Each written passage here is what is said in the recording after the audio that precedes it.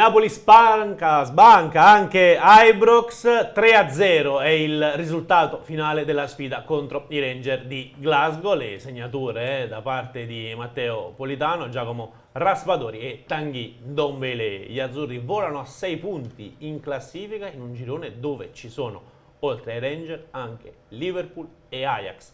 Un applauso, complimenti a questo Napoli che sta facendo davvero bene. Chiaramente anche nei voti delle pagelle questa mattina vi siete resi conto come la meraviglia azzurra sia ormai sulla bocca di tutti. Noi parleremo di questo, chiaramente di ciò che abbiamo visto e vissuto grazie ai nostri inviati ieri sera. Manuel Guardasole e Claudio Russo ieri erano ad Ibrox. Sono certo, anche in compagnia di Riccardo Catapano, abbiate seguito le numerosissime ore di trasmissione, di rappresentazioni live della trasferta degli azzurri. Quest'oggi le ripercorreremo chiaramente con le voci dei protagonisti, ma guarderemo anche a quello che è il prossimo impegno del Napoli. Domenica sera trasferta complicatissima, si gioca a San Siro contro il Milan in quella che sarebbe una sfida a scudetto se si stesse giocando semplicemente a marzo o ad aprile. Ma prima ringraziamenti per il nostro Emanuele Bernardo, è lui che ci permette di essere in diretta sul 79 del digitale terrestre, su YouTube ovviamente per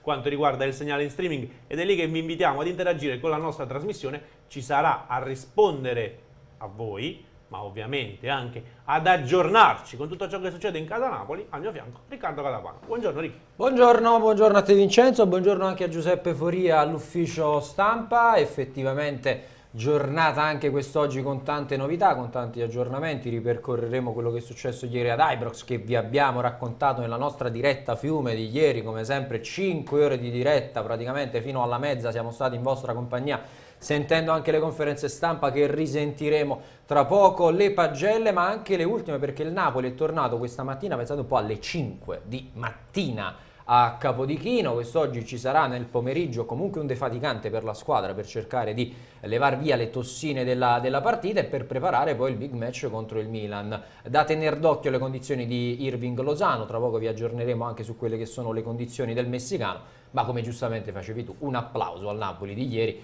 che è andato oltre anche le difficoltà in una gara spigolosa, soprattutto nel primo tempo. Nella ripresa quel doppio rigore fallito da Zielinski poteva ammazzare anche un toro e invece il Napoli è rimasto lì, volenteroso di portare a casa i 3 punti. Spalletti è stato bravissimo nel indovinare, nel scegliere i sostituti giusti, che poi di fatto hanno cambiato la partita regalando al Napoli altri 3 punti molto importanti. Azzurri in questo momento in vetta alla classifica a punteggio pieno con 7 gol fatti, quindi anche un bello score in due partite. E pensare che insomma il prossimo match contro l'Ajax all'Amsterdam Arena potrebbe già essere decisivo addirittura per le sorti del passaggio del turno, perché ieri mi chiedevano in chat ma quanti punti servono, quanti punti bastano. Ragazzi, basti pensare che anche se ne fai magari 7 tra Ajax e Rangers, pareggi ad Amsterdam e vinci le 2 in casa, sei a 13 punti, quindi non solo sei qualificato ma sei quasi primo in quel Secondo caso. me se fai 4 punti con l'Ajax, Sì. Un pareggio e una vittoria sei già qualificato. Però ti dico di più, potrebbe darsi, di certo ad Amsterdam se vai con l'intenzione di pareggiare esci malissimo. Il Napoli deve andare lì per fare la sua partita e cercare di portare a casa 3 punti anche ad Amsterdam, perché sicuramente è un altro tempio del calcio e sono bellissime le trasferte di quest'anno in Champions. Ora il Napoli ha tutto per poter mettere in difficoltà un Ajax che è comunque rinnovato, che sta mettendo in mostra determinati talenti nuovi sul palcoscenico internazionale, ma che è una squadra assolutamente alle corde del Napoli. Però già stiamo andando troppo avanti, perché dell'Ajax poi ne parleremo dopo la sosta delle nazionali, ad ottobre, perché adesso c'è l'ultimo impegno di campionato di settembre prima della sosta. E che impegno, perché insomma domenica sera andremo a Milano, a San Siro contro il Milan, come sempre ve la racconteremo in diretta con la nostra live reaction, e grazie anche a Emanuele Bernardo e Marco Lombardi che saranno poi i nostri inviati sul posto a San Siro. E allora andiamo a ripercorrere quanto accaduto brevemente ieri sera, poi ascolteremo anche le parole di Luciano Spalletti. Che voto, Riccardo, daresti al tecnico della formazione partenopea? Secondo me c'è stato tantissimo anche da parte dello stesso Luciano Spalletti, che l'aveva impostata in un certo modo con la scelta di Simeone dal primo minuto, sottovalutato forse il suo impatto nella partita, perché era la classica gara dove serviva un episodio per sbloccarla. e l'episodio è stato il fallo su Giovanni Simeone, quindi bravo Spalletti anche nella lettura, bravo anche nell'aver avuto fiducia in uomini che magari in questo momento si vede, non sono al top.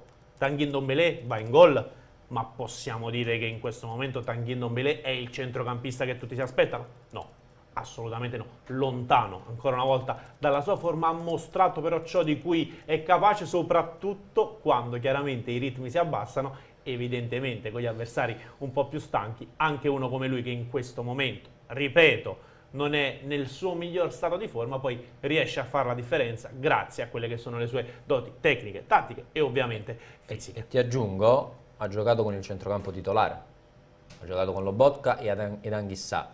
Nulla togliere ad Elmas, per esempio, o quando sarà Diego Demme, però in questo momento io volevo vedere anche Ndombélé con il centrocampo titolare e nel suo ruolo, vale a dire da mezzala, in particolare a sinistra, che secondo me è il ruolo adatto a Ndombélé. Non disperavo prima quando magari faceva delle prestazioni ancora poco esaltanti, per non dire alcuni errori anche abbastanza banali, non mi esalto adesso, però è entrato bene in partita, non solo per il gol, l'ho visto molto propositivo in fase di impostazione, molto presente anche in fase di non possesso. Io sono sicuro che Spalletti ci sta lavorando molto bene, e una volta che Ndombélé avrà recuperato la forma fisica ed anche la forma mentis per esserci in questo Napoli, sarà una risorsa molto molto preziosa per gli azzurri. E allora andiamo con ordine, ascoltiamo innanzitutto le parole di Luciano Spalletti, visibilmente soddisfatto ieri in conferenza stampa. Cosa è stato bravo stasera il suo Napoli?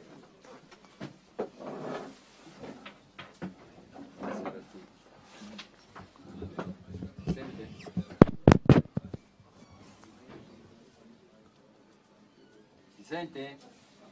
Sì. È stato bravo dopo la partenza e dopo il doppio rigore sbagliato a mantenere lucidità e convinzione di poter portare a casa i 3 punti.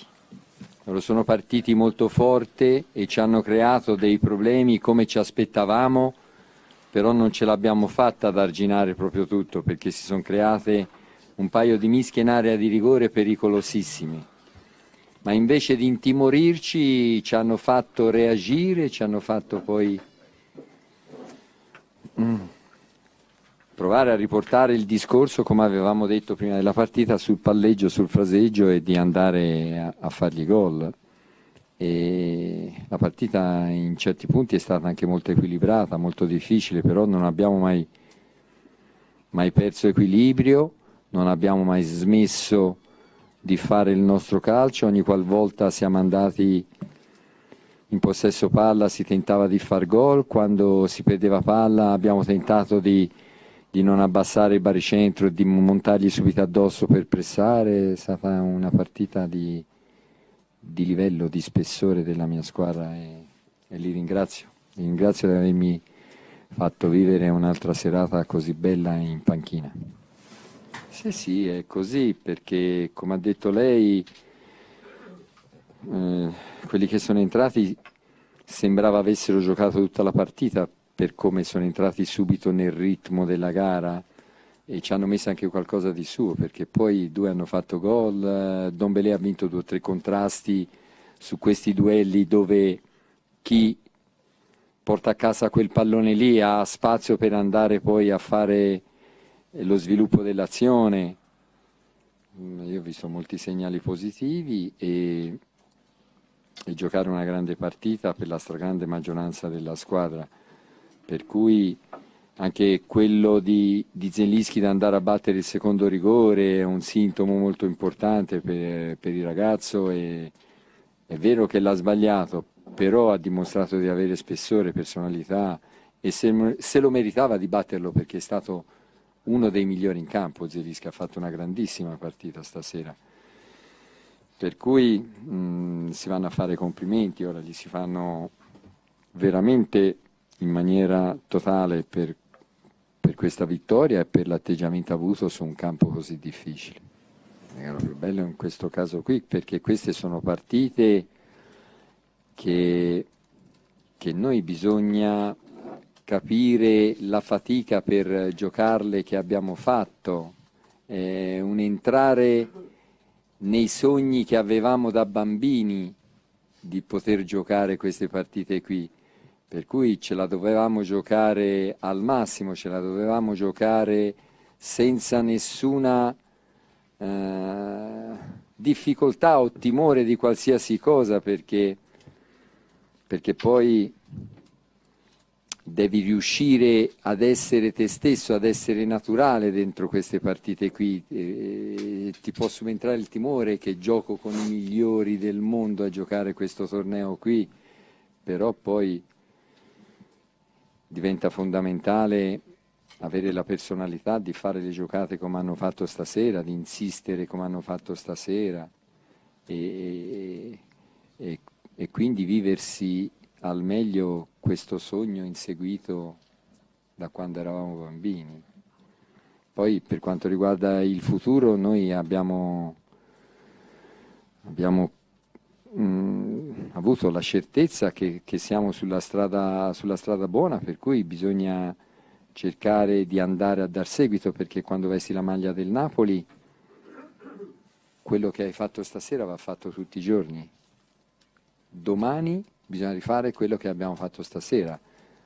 Non si gioca, ma nelle intenzioni ci stanno tutti quei comportamenti e quelle caratteristiche che poi ti hanno permesso di vincere in un campo così difficile. E non è che dice ora abbiamo vinto, ora si può stare una settimana tranquilli, no, non si può stare tranquilli mai, perché le partite sono ravvicinate e perché gli avversari sono fortissimi.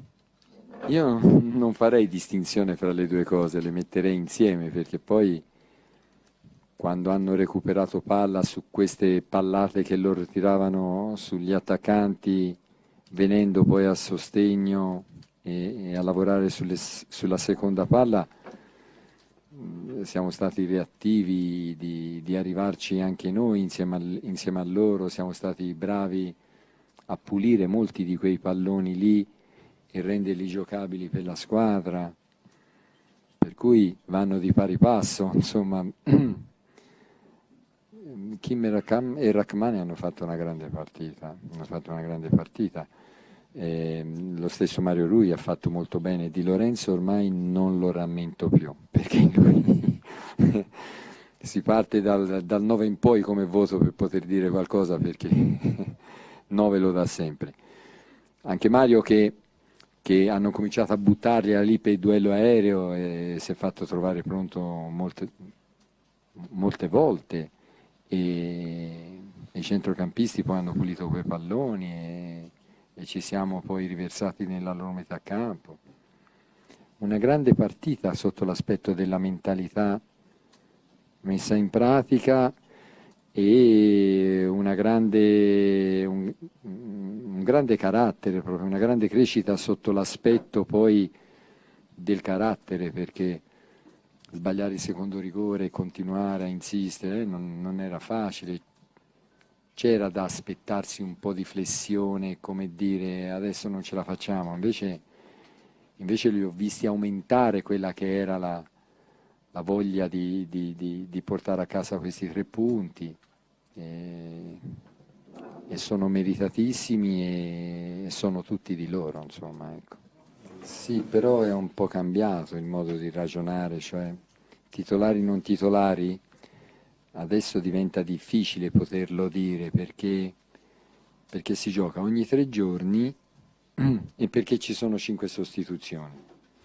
Per cui questa rotazione avviene forzatamente.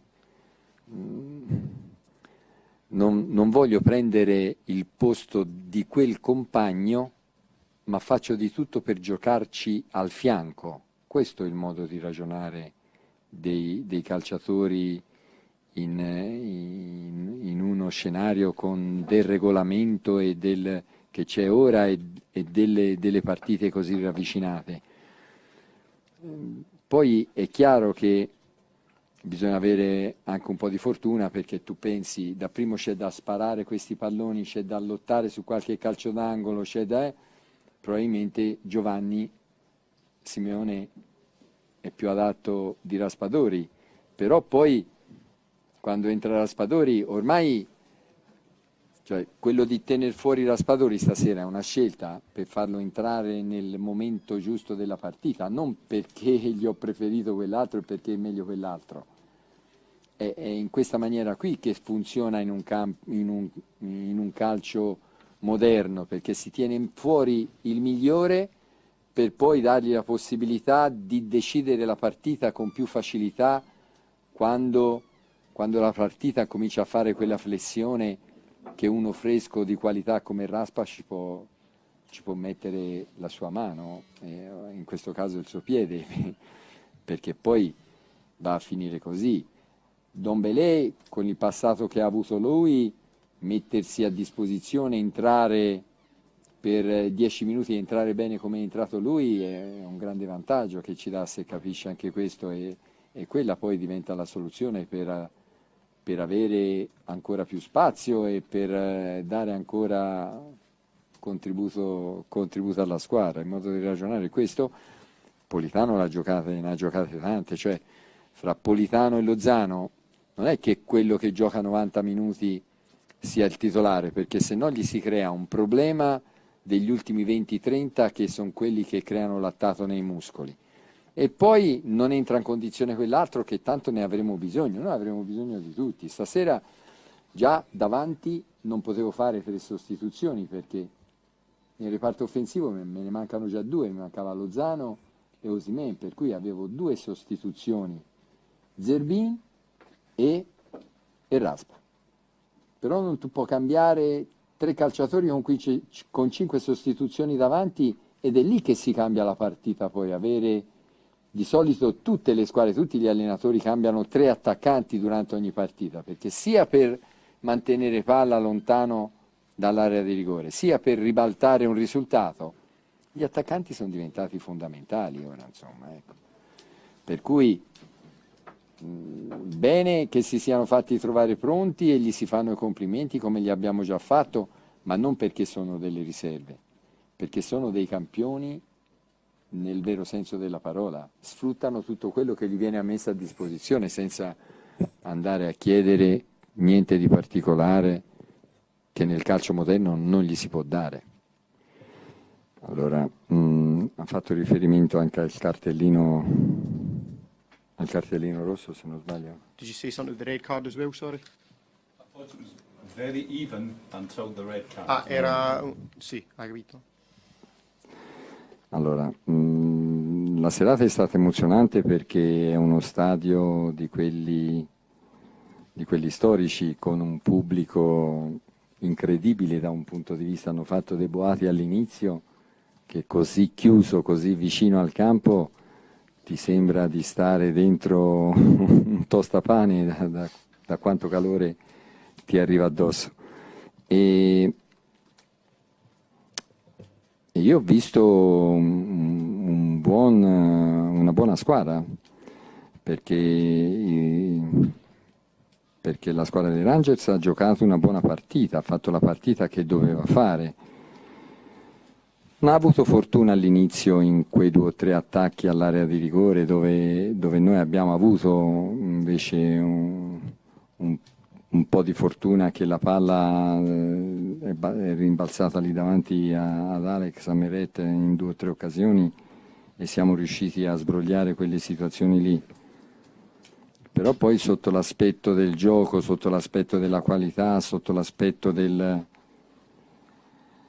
palla che viaggia di continuo, la mia squadra è una squadra forte, per cui mi aspettavo che riuscisse poi piano piano a direzionare qualche azione dalla sua parte, ecco.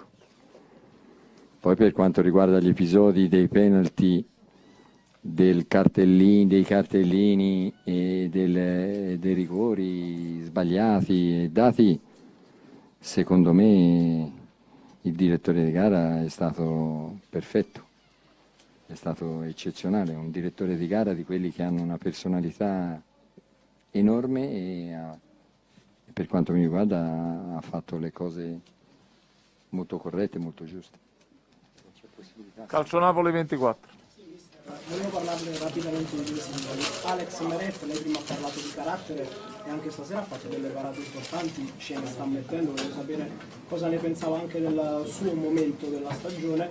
E poi Kvaratskhelia era uno di cui non abbiamo parlato finora, l'abbiamo vista spesso richiamarlo in alcune occasioni nella finalizzazione. Certo, la crescita di questo ragazzo passa assolutamente dai suoi consigli. In cosa deve migliorare, in cosa lo sta pungolando, perché stasera l'abbiamo vista virato verso di lui.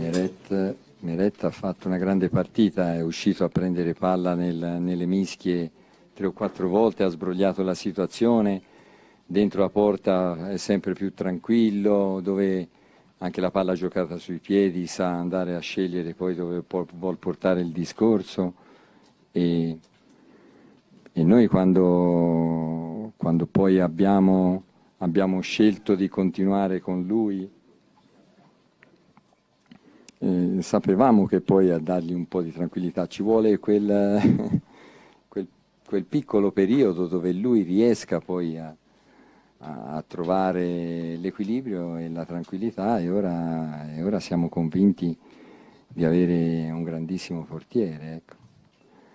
Kvaratskhelia, e non glieli date più voi consigli, perché è forte, è forte, è forte, è forte, lui arriva a 2 metri dal portiere e tira in porta, anche se c'è quello libero davanti. Perché? Perché sei forte, fa gol, è bravo altro che lui.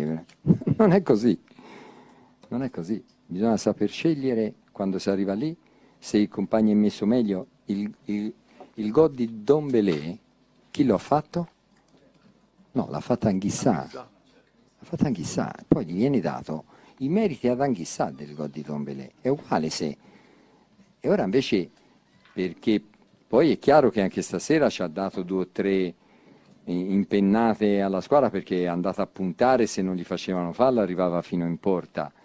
È un giocatore fortissimo, però deve saper alternare, deve fare fase difensiva. Stasera Politano ha fatto 2 o 3 rincorse di 70 metri per rimettere a posto la cosa da un punto di vista numerico. Poi ha battuto il rigore quando nessuno in quel momento, a parte ce n'era 2 o 3 che avevano chiesto di batterlo in quel momento lì, però ha preso la palla, è andato, l'ha tirato bene, e non è un rigore normale quello che ha battuto lui, è un super rigore, visto quello che è successo prima. Poi l'ho tolto perché aveva la munizione, e a quel punto lì sei in vantaggio, non puoi lasciare in campo un calciatore che ti può succedere che prenda la seconda munizione in una partita così.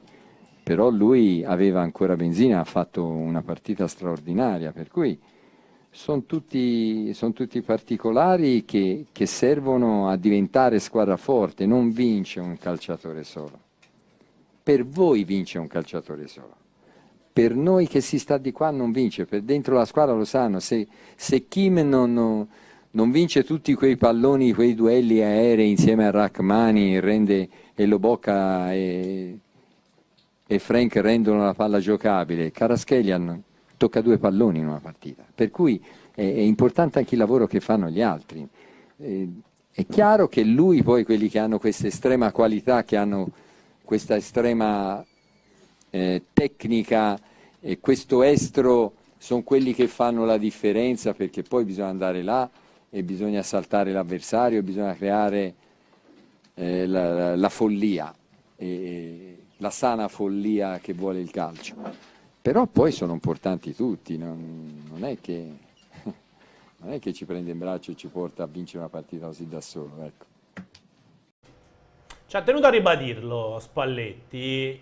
Il piano tattico dei Ranger era chiaro: giocare molto sul lungo, giocare sulle spizzate, chiamiamole così, di Morelos, e attaccare alle seconde palle. Kim e Rachmani non hanno permesso tale canovaccio tecnico, e da lì la partita è stata un po' più facile. Ha detto: non fosse stato per il lavoro ottimo di Kim e Rachmani, Kvaratskhelia, scusate, avrebbe beccato 2 palloni. Non mi sento assolutamente di dargli torto. Ogni partita fa gioco a sé, ogni partita mostra quelle che sono caratteristiche diverse da parte del Napoli, che ancora una volta ha nel pragmatismo forse la sua arma migliore. Sì, certo, semplificato dall'espulsione dei Rangers, Questo dobbiamo Sì, sì, assolutamente abbiamo dirlo detto in apertura. perché una È volta stato che l'episodio che ha cambiato il tutto. Una volta che i Rangers sono rimasti in 10, il Napoli ha iniziato a fare quello che avrebbe dovuto fare, ma che in precedenza non era riuscito a fare, anche per la bravura degli scozzesi. Attenzione, perché ci sono sempre gli avversari in campo e nel primo tempo, devo dire la verità, certo un Napoli un po' più sottotono dal punto di vista del fraseggio, ma era comunque difficile contro una squadra che ha giocato con grande intensità, ti veniva a pressare, non lesinava, anche i complimenti dal punto di vista dei falli, lì o palla o gamba se ne importa un poco, tant'è che il difensore Rangers è stato espulso nell'arco di 3 minuti, fallaccio su Politano a centrocampo, poi il fallo da calcio di rigore. Non so se poi il Napoli avrebbe controllato in quel modo, anche segnando il rigore, ma in parità numerica, quindi dico che l'espulsione credo sia davvero l'episodio chiave, però in generale il secondo tempo il Napoli era entrato meglio in partita, anche in 11 contro 11, la faceva girare in maniera un po' più veloce. Secondo me la differenza tra primo e secondo tempo risiede in Anghissà, perché Anghissà nel primo tempo per me è stato il peggiore del Napoli, nel secondo tempo era molto di più nel vivo della manovra, si faceva vedere di più, si muoveva di più e lì il Napoli ha iniziato a carburare a centrocampo. La differenza è stata quella, poi su ciò che dice Spalletti è ovvio che magari Kvaratskhelia ti ruba l'occhio, però Kvaratskhelia poi è la punta dell'iceberg, perché dietro ci sono tante situazioni che permettono a Kvaratskhelia di fare quello che fa, nonostante ha fatto bene Spalletti a fargli la tiratina d'orecchie per quanto riguarda l'egoismo, perché lì, per esempio, a differenza di Anghissà, in alcune occasioni non devi per forza cercare la porta, quanto alzare la testa e vedere magari un compagno meglio piazzato, quindi su quello sono d'accordo, ma ragazzi, a 21 anni c'è tempo e modo per il ragazzo di imparare anche queste cose, però è giusto che Spalletti vada a sottolineare anche il lavoro magari un po' più oscuro che fanno gli altri, perché Kim le ha prese tutte, anche se dopo 20 secondi lì quel traversone verso Morelos aveva colto impreparato la difesa. Meret è stato ottimo anche ieri e quindi diamo merito davvero alla totalità della squadra per la partita. Domanda più difficile. Kvaratskhelia ha 21 anni a tempo. Zielinski è un classe 94, sicuramente più grande dell'attaccante georgiano, sicuramente dotato di impressionanti mezzi e dal punto di vista tecnico e quando è messo in condizione anche dal punto di vista tattico e fisico. La domanda è quella alla fine. La personalità si acquista, è un segnale quello dei 2 rigori calciati in quel modo, poi lascia stare che il portiere magari battezza l'angolo e va bene così, ma il modo in cui sono stati calciati denota una capacità di concentrazione da rivedere, o almeno a quel punto poi dobbiamo renderci conto se Piotr Zielinski vada preso così e basta. No, il rigore è un episodio, il rigore per me è un episodio. E Se Zielinski segna quel rigore... E 2? Sì, sì, lo so, però insomma il rigore è quasi sempre un terno allo. Zielinski poi non è un rigorista, mettiamola così, quindi è una scelta poi di Spalletti far tirare i rigori a Zielinski o chi per lui. Io vado a valutare però il complesso della partita di Zielinski. Ottima. Se Zielinski segna il rigore è il migliore in campo. Ottima. Ci mancherebbe altro. Per me è il migliore in campo se segna il rigore. La poi premessa, ovvio che pesano. la premessa era infatti precisa. sono d'accordo, ci troviamo da questo punto di vista. Per questo dico, a me Zielinski sta stupendo in positivo quest'anno, perché sta avendo paradossalmente molta più costanza. Ieri prende la traversa dopo 2 minuti, un paio di imbucate sono sue, il rigore viene procurato da una verticale di Zielinski per Simeone. Ripeto, poi è ovvio che c'è l'occasione del doppio rigore che va ad influire negativamente sul giudizio, però fin quando Zielinski sbaglia 2 rigori, il Napoli vince 3-0 e Zielinski comunque mi fa una partita importante ed è al centro delle azioni del Napoli, a me va bene lo stesso. Poi magari arriveranno altri momenti in cui li segnerà, con il Liverpool l'ha tirato, sicuro di sé, ha battuto Alisson. Questa volta il primo rigore secondo me non era neanche tirato male, McGregor lì ha intuito l'angolo. Nel secondo maluccio perché era un po' più centrale, però nel complesso credo che sia una partita anche leggermente sopra la sufficienza per Piotr Zielinski. Sì, 6,5-7 se lo becca tutto, sarebbe stato ancora più alto con i 2 rigori, nel calcio capita, forse bisognerà capire chi li tira questi rigori del Napoli, perché forse un rigorista vero e proprio, sì, però anche Politano non è che è proprio rigorista, cioè un rigorista vero e proprio, se mai esistesse un rigorista vero e proprio, perché è sempre una lotteria poi quella dei rigori. Il Napoli non ce l'ha, Spalletti secondo me fa bene anche a variarli, insomma, magari chi se lo procura, chi se la sente, forse l'avremmo fatto tirare a Simeone, non lo so, ma poco importa. Io penso che prima o poi Kvaratskhelia si prenderà anche i rigori. Sì, può darsi che si prenderà anche lui i rigori, ma in questo momento, insomma, a me resta, ti ripeto, valuto la prestazione di Zielinski a 360 gradi. È ovvio che pesa il doppio errore, però nel contesto io credo che abbia fatto una buona partita il polacco e stia dimostrando finalmente quel minimo di continuità che tutti quanti ci aspettavamo da lui. Direttore Umberto Chiariello, buongiorno per essere oggi qui con noi. Come stai, Umberto? Salve direttore. Bene, buongiorno. Lo rinnoviamo il contratto a Spalletti? 3 anni per la formazione ai giornalisti e 1 anno come allenatore. In che senso, Umberto, se puoi spiegarci meglio questa stilettata? No, non è una stilettata. Dopo la lezione che ha dato da Auriemma, ormai è considerato il formatore dei formatori, quindi penso che lui, visto che rimbecca tutti, è il caso che ci faccia un bel corso di formazione in modo tale che a Napoli la stampa migliori. Posso provocare? Ma non è che sta Io utilizzando... mi astengo. No, direttore, non è che sta utilizzando, io magari la vedo così, una tattica alla Mourinho. Mi accentro tutte le antipatie su di me e magari... No, purtroppo no. Ho già Non è valutato così. anche questa opzione. Mourinho è scientifico, lui invece è toscano, è diverso. Ah, ecco. È Tutto l'origine, istinto, è l'origine, no, ma sono tutti così. Dimmi un toscano che non sia così. Io ne ho conosciuti 15 di allenatori toscani, 16 erano polemici. Quindi Quindi ce l'hanno nel DNA. E anche ieri c'è il Napoli in questo momento che è una squadra straordinaria, merito a Spalletti, quindi chiariamolo subito, se no la gente dice Chiariello critica Spalletti, per l'amor di Dio no, pur se a volte sui turnover che fa non sono d'accordo, ma non sul turnover, perché il concetto turnover, come lui ha detto, è correttissimo, si deve fare e devono giocare tutti. Questo concetto non è discutibile. È discutibile come lo fa però, e quindi quando mi mette Dombele in regia io impazzisco. Quando me lo mette come ieri in mezzala con la possibilità di andare è tutto un altro Dombele. A parte che sta crescendo lui, per mentalità si sta calando, per miglioramento fisico si sta vedendo un progresso. gli avversari Anche erano più stanchi, lo possiamo dire. Ma anche Nei sì, minuti può finali. essere anche, può essere anche quello, ma il problema è un altro. Se tu sciogli il cane va. Se lo tieni ormeggiato il cane non va. Perché lui è un cagnaccio di quelli che aggressivi, che vanno, che fanno male. E se lo lasci fare quello che sa fare, va bene. Perché lui è uno che morde e parte. E quando morde e parte è potente, fa male. Se tu lo tieni ormeggiato lì a fare il distributore di gioco che non è, va in difficoltà maggiore rispetto già al fatto che si deve inserire.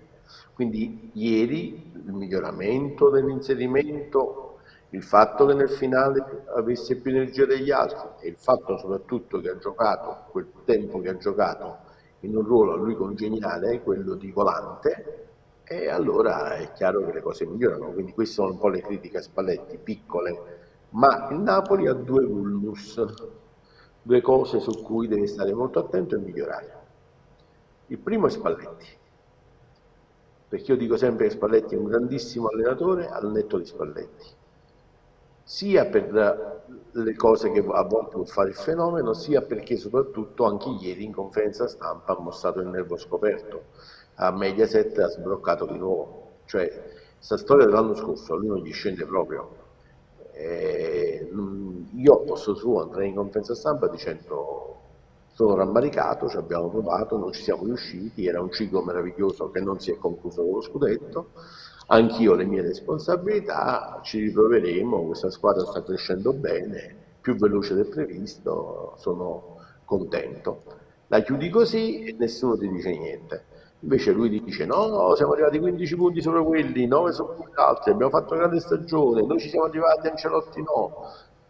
Non puoi negare che hai perso una grande occasione, cioè è un nervo scoperto che lui si porterà dietro per tutto l'anno ed è un peccato perché lui deve stare calmo, anche la conferenza stampa dove ha attaccato Auriemma, dove aveva le sue ragioni, non voglio discutere le ragioni, non voglio proprio entrare per lo mezzo in quella vicenda, però Questo volersi non vai togliere continuamente i sassolini dalle scarpe anche quando sì, non c'è appunto, bisogno. non c'è bisogno, cioè nominare De Laurentiis che crea dei problemi enormi perché insomma ti vai a creare delle storie da solo, che senso ha? Cioè tu vieni da aver frantumato il Liverpool, aver dominato a Roma, riuscito a battere con tanta fatica lo Spezia, che quello gol lì può valere una stagione, quello può essere uno sliding doors dell'anno.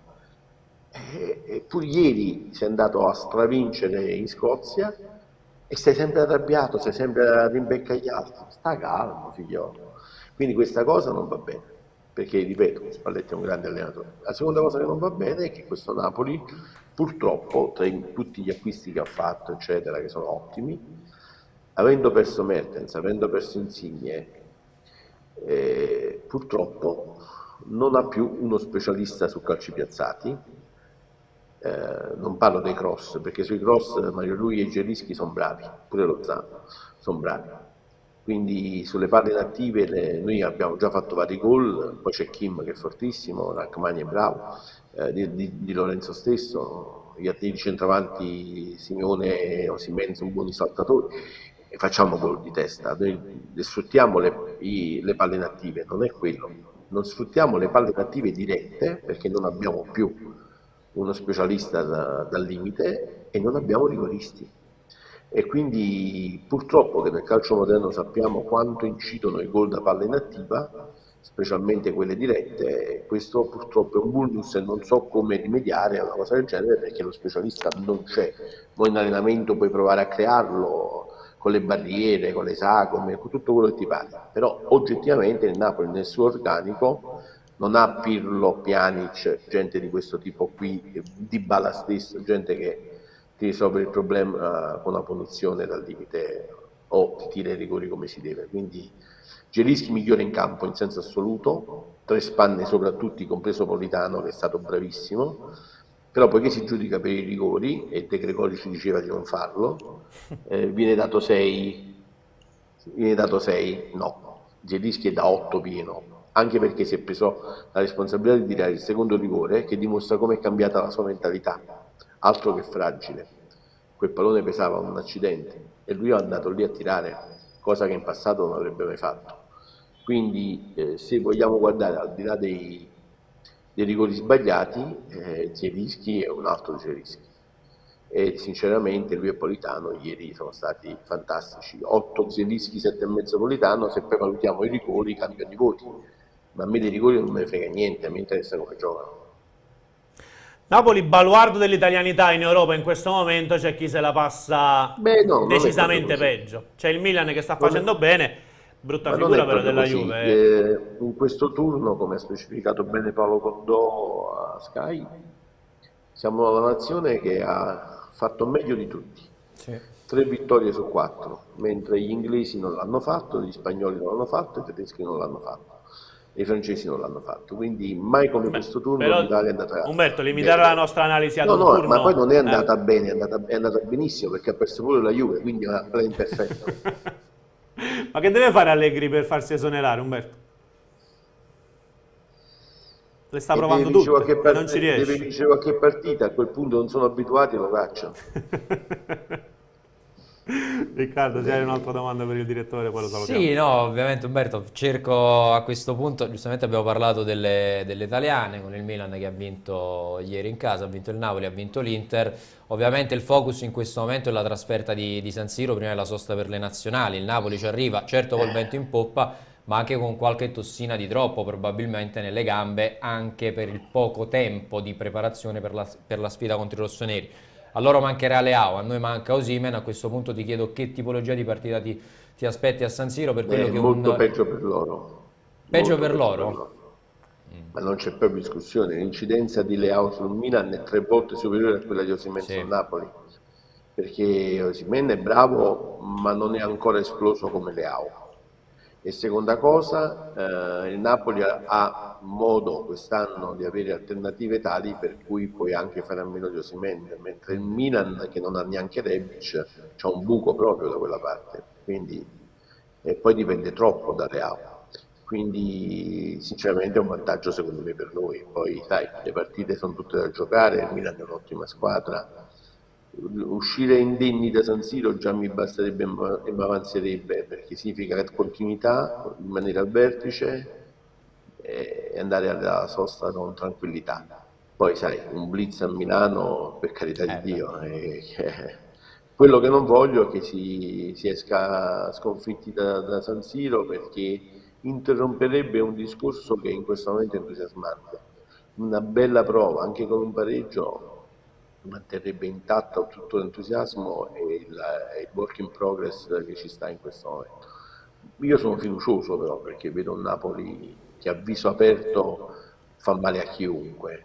Fa più fatica a giocare contro le squadre chiuse, ma il Milan non sarà mai una squadra chiusa, tipo Spezia, tipo Lecce. Quindi a campo aperto il Napoli fa male agli avversari. Quindi sono fiducioso, anche perché abbiamo trovato una coppia difensiva rocciosa, Giroud che di testa è un mago, con Kim fa palla corta, quindi non lo so, poi magari fa il fenomeno di testa e mi devo rimangiare tutto, perché poi nel calcio è bello è questo, tu dici questo sta facendo schifo, all'improvviso lo fa una tripletta e tu rimani così. Il calcio è fatto di queste cose, di essere smentiti un secondo dopo, ma sinceramente sono molto fiducioso, perché tra l'altro abbiamo un grande portiere, come dico da sempre, ma devo farvi i corsi di ripetizione. Stavo leggendo proprio i messaggi a proposito, direttore, dicono grande Umberto, l'unico che ha sempre difeso Meret. Ma sono anche l'unico che quest'estate ha detto state calmi, mi avete augurato la morte in 10.000. Ogni volta che voi pubblicate qualcosa che mi riguarda, spesso facendo gli click come vostro costume, perché fate il vostro mestiere. Ma non è vero, direttore, ma che dici? Zitti, prima o poi ti piglio con la mazza a te e noi prendiamo i virgolettati. Se tu poi dici che il Napoli quest'anno ha fatto lo squadrone, li estrapolate e gli date tutto un altro significato, a voi arrivano i click, a me mi arrivano le male parole, ma anche le minacce di morte, ma tanto fa parte ormai del corredo urbano. Direttore, ma al comune Mezzocato arrivano tante parole anche a noi in generale. Svegliamo, a prescindere. io non ho detto niente, vado a vedere Calciopoli 24, il titolo e sotto 800 minacce di morte. Benissimo, anche oggi siamo a posto. Dopodiché io sono quello che tutta l'estate ha detto di star calmi, che non c'era ridimensionamento, che il Napoli invece stava affrontando una rivoluzione doverosa, che era giusto farla quest'anno, che era giusto mandarli via tutti. Fatto sta che il tempo è galantuomo, e sia sul mercato e sia sul Meret finora mi pare che non sono ancora rincoglionito, diciamo la verità. Quindi confermi, perché questa è l'ultima domanda, oggi il Napoli è più forte dell'anno scorso? No, non lo confermo. Ok, meno male. C'è tutto, su una cosa siamo d'accordo. C'è tutto affinché possa perfino esserci questa cosa. Diciamo che quella era una squadra a fine ciclo, molto forte, ma pezzottata, come direbbero a Napoli. È il difetto d'origine, è una squadra non vincente. 8 anni si è vinto una Coppa Italia con Gattuso, pensa un po'. Quindi quella squadra aveva dei limiti strutturali, per quanto abbia avuto giocatori che abbiamo straamato doverosamente, perché Insigne, Mertens e Koulibaly resteranno per sempre nella storia. Un po' meno Fabian Ruiz, che ho amato molto poco, però Ospina, buon portiere, l'avete fatto diventare un fenomeno a Napoli, ma è solo un buon portiere. Sì, hanno fatto bene, meno bene, ma quella squadra nei momenti decisivi si è sempre persa. Questa squadra potrebbe invece essere diversa, perché vedo un clima nuovo, un clima diverso, e gente più fresca, gente che deve dimostrare, che ha fame, meno prime donne, e sinceramente c'è tutto affinché questa squadra possa fare quello che la precedente non è riuscita a fare. Dire che è più forte però è una sciocchezza, perché non si giudica in 6 partite, 7 partite. Sono d'accordo. Grazie direttore per essere stato oggi con noi. Grazie. Ricordati Credendino, tu e Giordano, c'ho un battipanni elettrico di quelli buoni per voi, Direttore, non dico che mi affido a Giordano per essere difeso, perché veramente sarebbe come sparare sulla Croce Rossa, quindi dico ci abbracciamo alla croce entrambi, direttore. Ci abbracciamo questa croce entrambi allora. Io ogni tanto ti ci vedo vicino a lui. Sei quasi in associazione. No, sempre a distanza però. Sempre a distanza, c'è ancora il Covid. Sai che allora 3 persone associazione a delinquere, 2 persone si chiama adunanza sediziosa, quindi stai attento. Direttore, con Buona te giornata. qualsiasi associazione. Grazie mille. Buona giornata. Arrivederci. Grazie direttore. Grazie a Umberto Chiariello, salutiamo anche l'amico Marco Giordano, alla febbre il nostro Ahia. amico Marco, quindi insomma gli facciamo anche gli auguri di una pronta guarigione. Cosa avevamo in scaletta? Le pagelle, dobbiamo approfondire anche il discorso, fare ancora una volta i complimenti, bravi a Mone Guardasole e Claudio Russo per il lavoro fatto da Glasgow, che si chiude con queste pagelle della partita di ieri. Poi voglio sapere anche la tua in merito, sentiamo. Sono qui. Amici di Calcio Napoli 24, la partita è finita, le conferenze stampa sono finite e noi siamo seduti ai posti di Luciano Spalletti e di Giovanni Van Bronckhorst. Rangers Napoli 0-3, Manuel Guardasole. Quali sono i 3 nomi di Rangers Napoli? Parto io? Vai.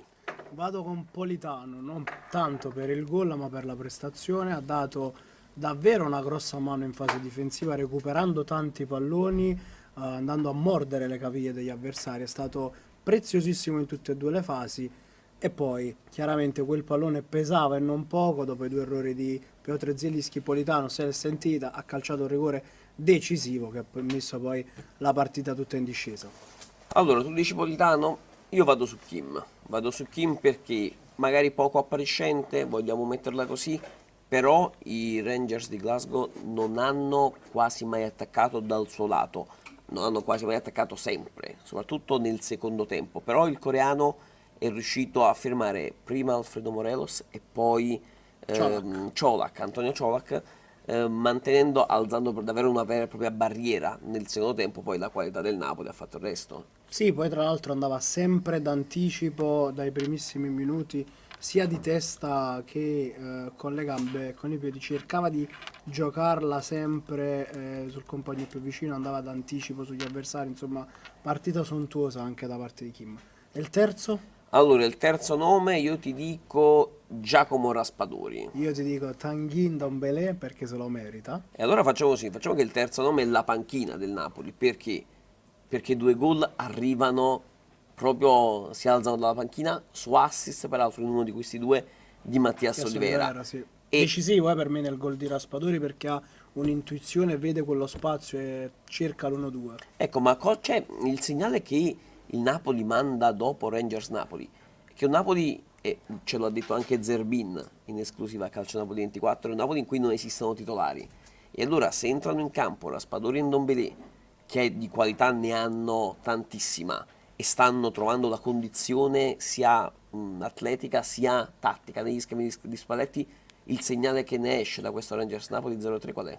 Sì, poi Claudio, io aggiungo che ci vuole fortuna perché Raspadori, Ndombele entrano nei momenti chiave. Per esempio Simeone ha fatto una grande partita per quello che era il suo ruolo. Raspadori entra nel momento in cui, se hai degli spazi e hai le qualità di Raspadori, puoi far male. Ndombele entra in un momento in cui, visto che sta entrando in condizione con la sua gamba, col suo recupero palla, con le verticalizzazioni che ha provato, diventa devastante. Come dicevi tu, è un fattore, e credo che mai come questa volta il Napoli, più che una rosa lunga e profonda, abbia una rosa con tante caratteristiche diverse. Raspadori e Simeone ne sono l'esempio forse più semplice da fare, ma a centrocampo uno come Ndombele ha delle caratteristiche diverse dagli altri e ha i nomi in tutti i reparti. Entra Olivera, terzino sinistro, tra virgolette, che subentra e panchinaro, diciamo così, ma Certo. si ritaglierà dello spazio e diventa decisivo anche lui, e quindi possiamo dire che oggi la panchina è stata l'uomo in più e questo terzo migliore in campo è proprio la panchina. Facciamo che di Rangers Napoli resta negli occhi poi il video che potete trovare chiaramente sui nostri canali social del minuto di silenzio, dell'atmosfera prepartita, però Rangers Napoli 0-3, diciamo che abbiamo anche finito il nostro lavoro, che ne dici? Si ritorna. E allora, si ritorna a Napoli, continuate a seguirci sul nostro canale di YouTube, mettete un like alla pagina, commentateci, fateci sapere cosa ne pensate. Noi abbiamo provato a fare il nostro, non è detta ancora l'ultima parola, magari un altro contenuto riusciamo a strapparvelo. Ma quali sono i vostri 3 migliori in campo? Scrivetecelo in modo che così ne parliamo assieme. Manuel. Grazie Claudio. Allora, grazie a voi che ci avete seguito, continuate sempre, ovviamente, su Calcio Napoli 24. Voto per Alex Meret. 7, io ci metto 7 a Meret ieri. Non ha sbagliato nulla, sicuro su 2 interventi, che gli vuoi chiedere di più? Dà tranquillità, anche in uscita bene. Ha fatto un'ottima partita ieri Meret, quindi si merita il 7. Mio modestissimo avviso. Migliore in campo, mi hai già detto Piotr Zielinski, se non fosse stato per il rigore. Sì, poi Politano. Poi Politano. Poi Politano. Peggiore. Allora, peggiore in campo del Napoli? Difficile chiaramente dopo una gara Peggiore così. tra virgolette, forse il meno appariscente, Sì, è mettiamola il così. peggiore tra virgolette, ovviamente. Sbancato. Ripeto, primo Se non tempo sbaglio il Napoli non aveva mai vinto in Gran Bretagna, giusto?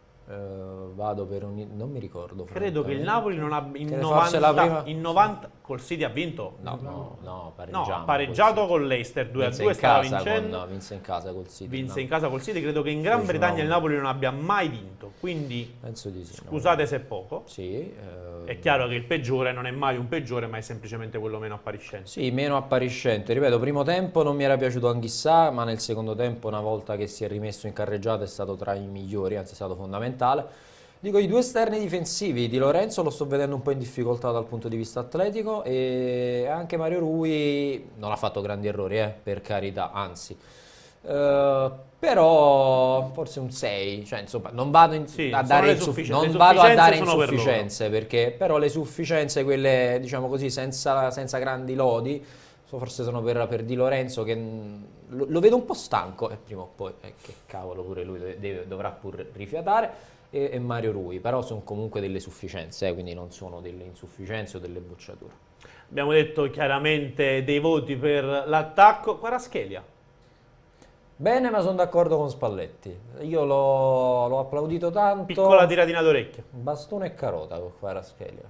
Sì, perché vabbè, quando riesce a strappare è bellissimo proprio da vedere. Però, come dice Spalletti, quando questo ragazzo riuscirà ad entrare anche nella mentalità di squadra, di gioco corale, di mettersi ancora di più al servizio della squadra, secondo me farà un ulteriore step di crescita nella sua carriera. Però anche ieri ha fatto una gran prestazione. Tra l'altro mi è piaciuto molto il gesto di Kvaratskhelia sul rigore di Politano. Sì, dopo che Zielinski ha sbagliato, non so che l'avete visto, se non l'avete visto Sì, lo vado a inquadrare adesso al touch. su Calcio Napoli 24. Eccolo qua. Dopo il doppio rigore fallito da Zielinski, nel momento del rigore di Politano, guardate che fa Kvaratskhelia, va ad abbracciare Zielinski, va ad abbracciarlo, a rincuorarlo.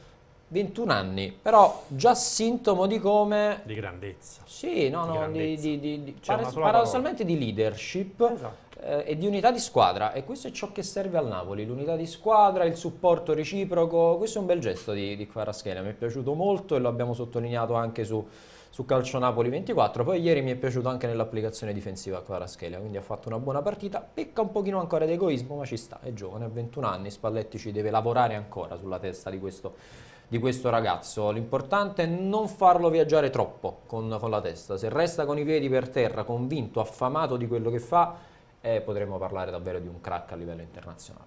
Lo stesso Kvaratskhelia sui social ha postato una foto che chiaramente lo ritrae protagonista della sfida dell'Ibrox Stadium, scrivendo: altri 3 punti, continuiamo ad andare. È sicuramente anche e soprattutto il Napoli di Khvicha Kvaratskhelia, colui il quale è come se avesse raccolto un po' di eredità, non tanto di Insigne, ma di quei calciatori che sanno infiammare una piazza. C'è poco da fare, il calcio è industria di spettacolo, un doppio tunnel, un dribbling come quello di ieri, dove lascia scorrere il pallone da una parte e lui va dall'altra per poi riconquistarlo, per poi ridribblare ancora. È di quei calciatori che infiammano la piazza, che infiammano il cuore dei tifosi e che poi aumentano anche l'hype. Quando si stringe una piazza intorno ad una squadra, vedi che poi i risultati poi possono essere influenzati anche da questo. Quello l'ho sempre sostenuto quest'estate, il primo acquisto del Napoli doveva essere ritrovare il feeling con la piazza. E in questo momento c'è. E questo è il più grande acquisto che potesse fare il Napoli, perché la piazza napoletana, i tifosi, se sono stretti intorno alla squadra, creano delle magie. Io l'ho sempre sostenuto, per fare grandi stagioni, dico grandi stagioni non per vincere scudetti o altro, certo, anche per vincere scudetti o altro, c'è bisogno di 3 componenti che seguano tutti e 3 la stessa direzione: piazza intesa come tifosi, società e spogliatoio inteso come giocatori e allenatori. Se tutte e 3 queste, diciamo così, entità che formano una squadra si stringono così, nulla, e ripeto, nulla è precluso in una stagione. Poi è ovvio che nelle stagioni sono gli episodi, nelle stagioni sono lunghe, quest'anno sarà ancora più particolare questo maledetto mondiale. Mi viene l'orticaria solo a parlare del mondiale a novembre e a dicembre, ancora più anche perché non c'è l'Italia, ancora di più. Però sì, davvero bisogna fare step dopo step, perché questa squadra è ancora giovane, sta già dimostrando di avere delle potenzialità importanti, ma molte di queste potenzialità sono ancora inespresse, quindi si può e si deve ancora migliorare. Guai ad accontentarsi e a sentire la pancia piena dopo 6 giornate e dopo gli ottimi risultati, perché altrimenti non si va da nessuna parte. Bisogna dimostrare di avere fame, voglia e unità. Mattias Con Conte, questo nulla è precluso. del Milan parleremo nel corso di questa puntata, vi ricordo saremo in diretta fino alle 14, ci sarà tempo e modo di analizzare ciò che sta accadendo in casa Napoli. Vi ha detto Riccardo Catapano, sono tornati alle 5 questa notte i giocatori partenopei e prepareranno da oggi la sfida ai rossoneri. Purtroppo per loro era previsto un giorno di riposo che chiaramente viene a slittare. Ne parleremo del Milan. Però vi dico anche calma, ragazzi. C'è chi scrive, visto che domenica sera non gioca Leao, al posto di Lorenzo farei giocare Zanoli. Che Zanoli possa avere le sue chance sono il primo a dirlo, perché con quella gamba, con quel ritmo, con quel fisico, con quelle potenzialità in Serie A magari qualche minuto può farlo, ma non è che se manca Leao va a giocare qualcuno che fa la terza categoria, con tutto il rispetto per le categorie.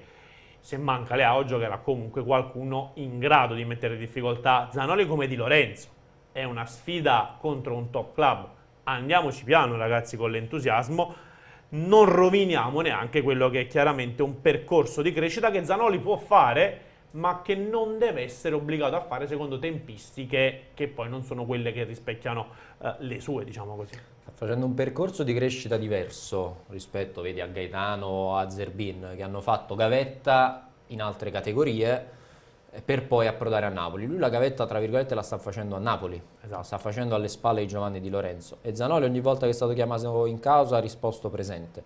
A Milano non credo che ci sarà Zanoli, ma credo che ci sarà ancora Capitan Di Lorenzo, però sono sicuro che questo ragazzo ha la mentalità giusta, ha il fisico giusto per diventare forte, per diventare protagonista. Deve attendere il suo momento, come è successo l'anno scorso, ce lo ricordiamo a Bergamo con l'Atalanta, pronti via, buttato in mezzo alla mischia, non solo fa una grande partita, va a procurare anche il gol del vantaggio del Napoli. Quindi anche con lui c'è bisogno di calma, di pazienza e di crescita. Spalletti sui giovani lavora bene, quindi sono sicuro che darà anche chance a Zanoli nel corso delle prossime partite. Se mi dite se già a Milano, nonostante Di Lorenzo in questo momento magari non sia al top della forma, credo di no. Credo che ci sarà Di Lorenzo anche a Milano, però magari subito dopo la sosta, vediamo. Poi dovrebbe esserci anche l'Italia che gioca giusto qualche amichevole, quindi magari Zanoli qualche minuto lo inizierà a strappare, perché ci sono ancora dei giocatori che devono entrare in queste rotazioni. Zanoli è l'unico giocatore di movimento disponibile che non ha esordito, perché della rosa del Napoli gli unici che ancora non hanno esordito sono ovviamente Sirigu e Marfella, ma stiamo parlando dei portieri, Demme che è infortunato, e c'è appunto Alessandro Zanoli. Quindi arriverà anche il suo momento, come arriverà quello di Sirigu, come arriverà anche quello di Ostigard. Insomma, Spalletti saprà come ruotare i propri effettivi. L'importante per me, e non sono nessuno, quindi non è una critica a Spalletti, ma un mio pensiero umilissimo, il turnover va fatto sempre a piccole dosi. Una partita ne cambi 2, l'altra ne cambi 2, qualcuna ne cambi 3. Il turnover da 8-9 uomini a me, francamente, non è mai piaciuto. Non piace, ti dico Riccardo, nemmeno a Spalletti. Appunto. Però adesso non è il momento, arriverà un momento in cui invece sarà quasi obbligatorio cambiarne tanti. È stato chiaro il tecnico toscano. Ha detto: se siamo a settembre e già dobbiamo fare il turnover per risparmiare le energie, no, perché c'è l'adrenalina, c'è il sogno da bambino, c'è la voglia di giocare certe sfide. Se invece dobbiamo, visto che ci sono i 5 cambi, visto che ci sono tanti impegni ravvicinati, allora fare un discorso di prevenzione di infortuni, per quel che può valere comunque a settembre, allora sono d'accordo. E io sono d'accordo con lui. Meglio far saltare a Lobotka, per dirti, 45 minuti, piuttosto che 180 o 300, allora, se ha dei problemi di natura muscolare. Ci mettiamo una bella teca su Lobotka, perché Lobotka è fondamentale per il Napoli, quindi va preservato, centellinato. L'esempio dello slovacco non era casuale. Centellinato, quando magari si riesce a far meno, si fa sedere Lobotka in panchina, lo si fa riposare, perché Lobotka è fondamentale.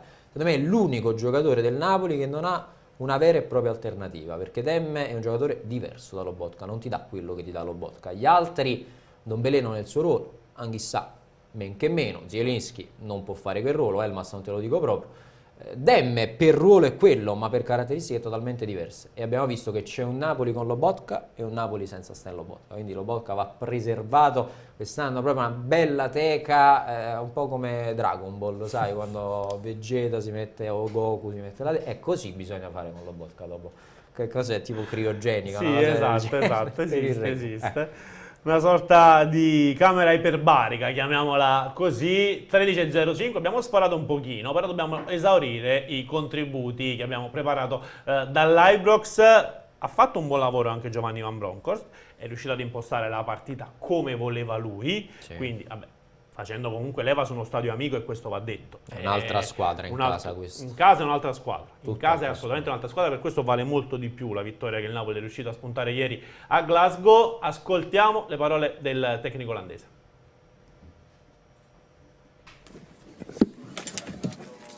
Guys, we're going to go with Italian journalists first, so there's translation, and then we'll move into a section for English only. Gli italiani possono andare per primi. Sì. Mister, buonasera. Al di là degli episodi arbitrali che voi avete contestato, ritiene più che legittima la vittoria del Napoli? Apart from the penalties you conceded, what do you think about the match against Naples? Well, I think we gave, until the red card, I think we gave Napoli a really tough game. I think we were well organized. We were good in the game. Players were giving everything to try to get a good result. We created chances to open the score. I think it was a nice battle to see, Napoli against Rangers, but. Of course, in the end, with the sending off, you knew it's going to be difficult. I think Allen saved us 2 times with the penalties, which was fantastic. But the first goal we conceded, it made me change the way we were playing, because we need to attack, and you're going to give more space. So, in the end, I think the 3-0 defeat didn't reflect the difference in quality today and how the game went on. Fino alle espulsioni abbiamo giocato bene, siamo stati ben organizzati. I giocatori della nostra squadra hanno giocato con tutto sul campo. Abbiamo avuto occasioni da segnare. Secondo me è stata una bella partita, però dopo l'espulsione era difficile. Abbiamo parato 2 rigori e dopo aver perso il gol, era necessario attaccare un po' e così abbiamo perso. Any other Italian questions? Go ahead. Salve mister, Calcionopoli 24. Volevo chiederle, l'atteggiamento e il modulo che aveva messo in campo stava pagando e riuscivate a mantenere il risultato e fare una grande prestazione contro il Napoli. Questo modulo è qualcosa che riproporrà nelle prossime gare o era un atteggiamento per sfruttare quelle che potevano essere le debolezze del Napoli? So Napoli played a very, very good game here, but it's more about how do you think this is going to make you going forward? Is this a game that you can learn from in the group for going forward? Well, of course, it's a game we learn every game we play in Champions League. If you see the comparison, my team, the first game against Ajax and today, I think we played so much better, with so much intensity, so much character, like we showed last week, and I think we learned from the game last week, because the level and the speed of thinking, the speed of playing needs to get up, and I think we equaled that today with 11 against 11, but.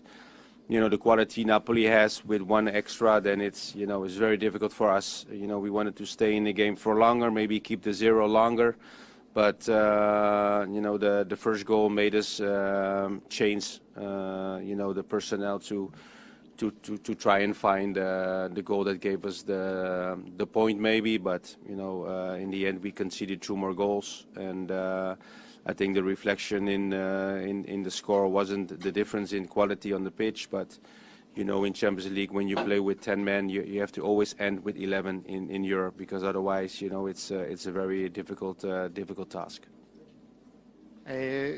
Sempre stiamo imparando. Se paragoniamo la partita contro Ajax, contro oggi, abbiamo dimostrato di più oggi. Abbiamo imparato tanto dalla settimana scorsa, abbiamo giocato con più velocità quando la partita è stata 11 contro 11. Napoli ha tanti giocatori di grande qualità. Perdere un gol, dopo aver perso un gol, era necessario attaccare un po', quindi ha cambiato il nostro gioco. Potrebbe essere Gianluca Gaetano a sostituire Stenlo Bocca, ci scrive Rosario Camaggio, e io non mi sento di dargli tutti i torti. Tra i calciatori del Napoli in questo momento, se proprio dobbiamo trovare qualcuno, Demme infortunato, al posto di Stenlo Bocca, vuoi giocare col vertice basso? Gioca Gianluca Gaetano. Non lo so, non mi convince tantissimo come opzione.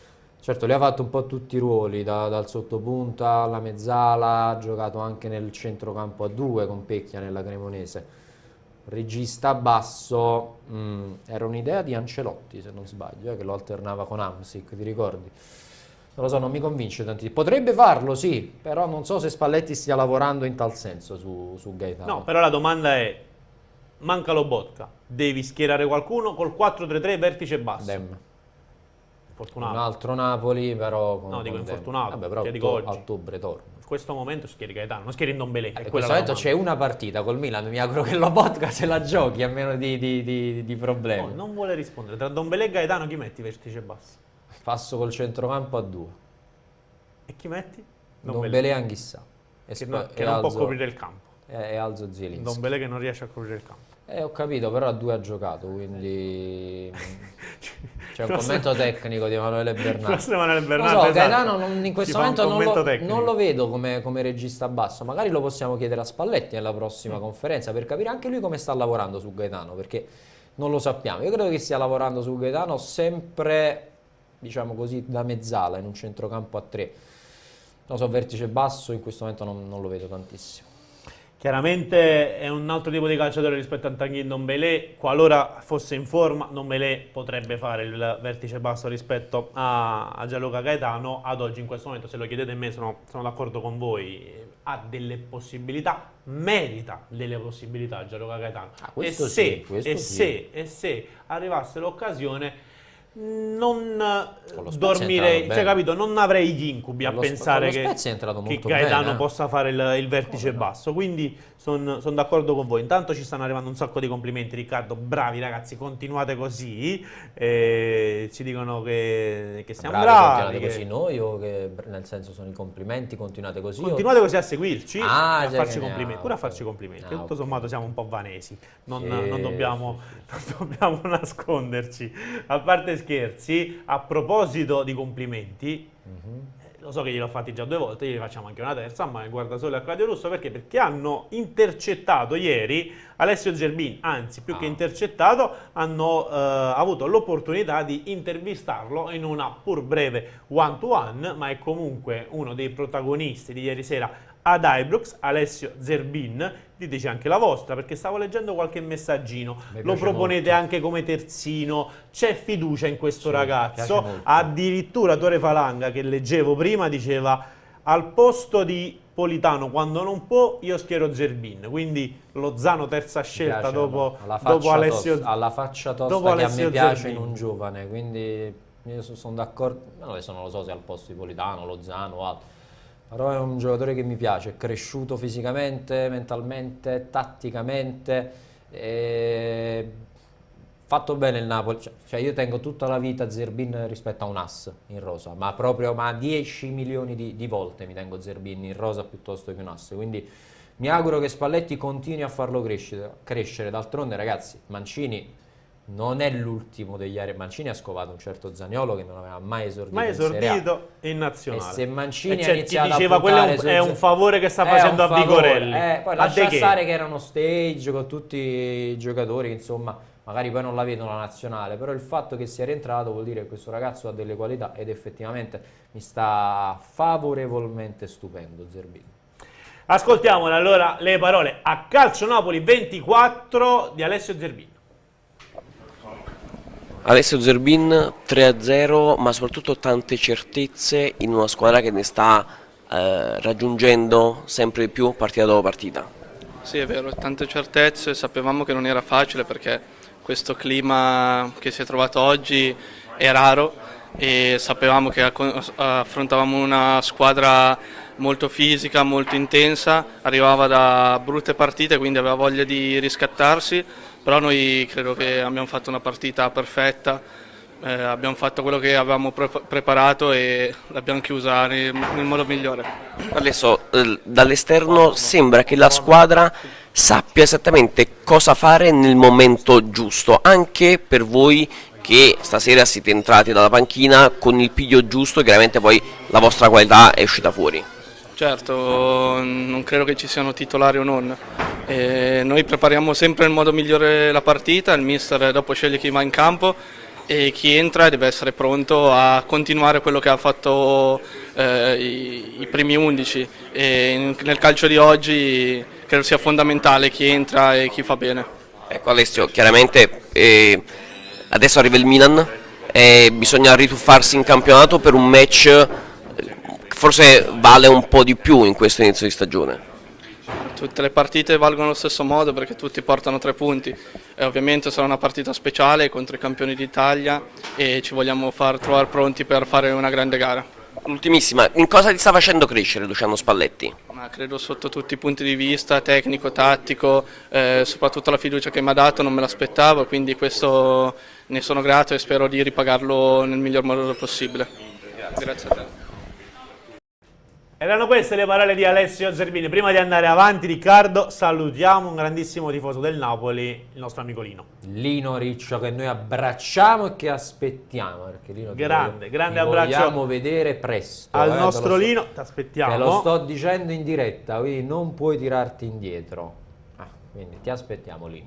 E non può tirarsi indietro neanche Alessio Zerbini. A questo punto si aspetta un suo contributo sempre più fattuale, sempre più costante e noi chiaramente andiamo ad augurarglielo. Ancora complimenti per i ragazzi di CN24, anche se ragazzi dobbiamo dire che noi vi ringraziamo per la fiducia, evidentemente il nostro volto è anche particolarmente diciamo gioviale, attinente alla gioventù, però ragazzi proprio non tanto, anche perché fammelo dire, vogliamo fare un primo piano mentre soffia, per favore, guarda non le canderie. Auguri a Riccardo Catapano, è il suo compleanno. Grazie. Auguri grazie. Ricky, sempre un giovanotto, 21 va detto. anni, sempre ragazzi. un giovanotto, va detto. 22 anni. Però dal punto di vista professionale non possiamo dire ormai così più ragazzi.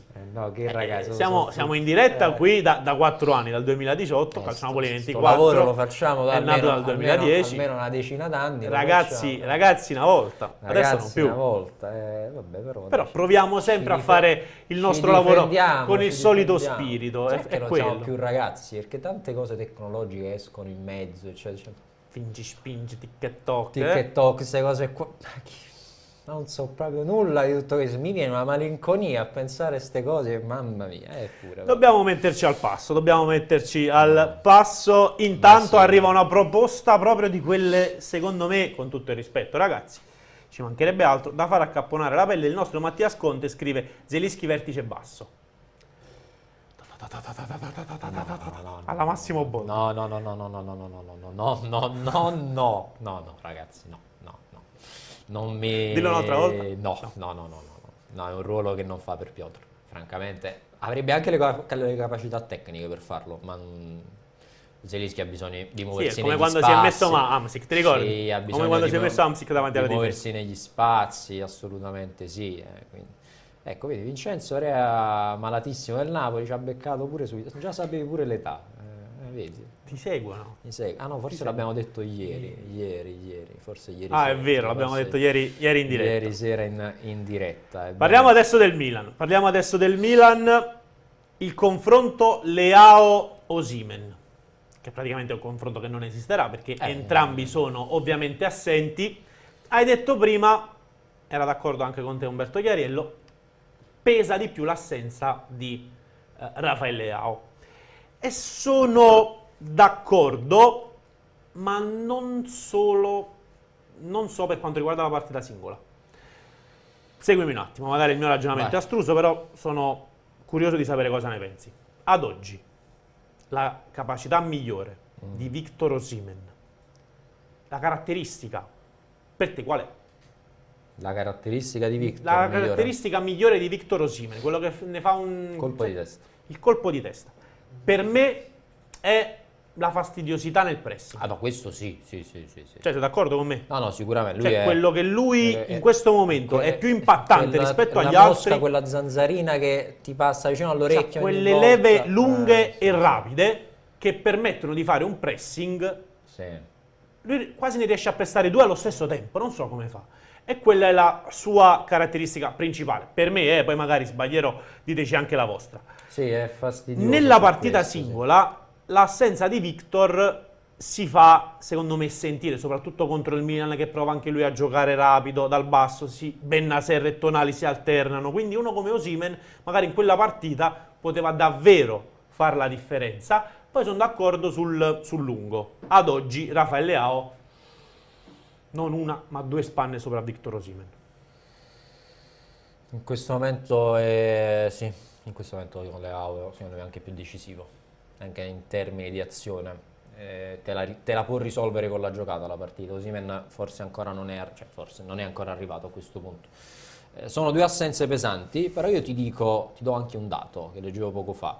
Sai qual è il migliore attacco del campionato italiano e il migliore attacco d'Europa in Champions League in questo momento? Se del campionato italiano e d'Europa mi vado pure un'idea. La Juve, bravo. No, non è la Juve, ovviamente è il Napoli. Il Napoli. Ovviamente è il Napoli, ragazzi, che ha realizzato 13 gol nelle prime 6 giornate di campionato e 7 in 2 gare europee. Vale a dire 20 reti in 8 partite per una media di 2 gol e mezzo a partita. L'anno scorso che dicevamo, questa squadra ha problema a segnare. Quest'anno la squadra non ha problema a segnare, dietro subisce poco. E questa è la via della grandezza. No, per farti capire come anche varia, perché comunque adesso sono già qualche partita che non c'è Osimhen. Non dico che non è cambiato niente, perché ovviamente cambia anche il modo di esprimere il gioco del Napoli e di arrivare poi a finalizzare. Però quest'anno il Napoli ha una particolarità. Riesce a trovare gol da tanti singoli giocatori. L'anno scorso, per esempio, gli esterni facevano grandissima fatica a segnare, Lozano, lo stesso Insigne, Politano. Quest'anno invece paradossalmente è il contrario, perché Raspadori che fa la punta centrale, o meglio, Osimhen il gol lo fa, Simeone è entrato e ha segnato e si è procurato il rigore ieri. Raspadori, pronti via, 2 partite, 2 gol. Kvaratskhelia è a 4, Politano ha segnato, forse manca il gol di Lozano, ancora non ha segnato Irving probabilmente in questo momento.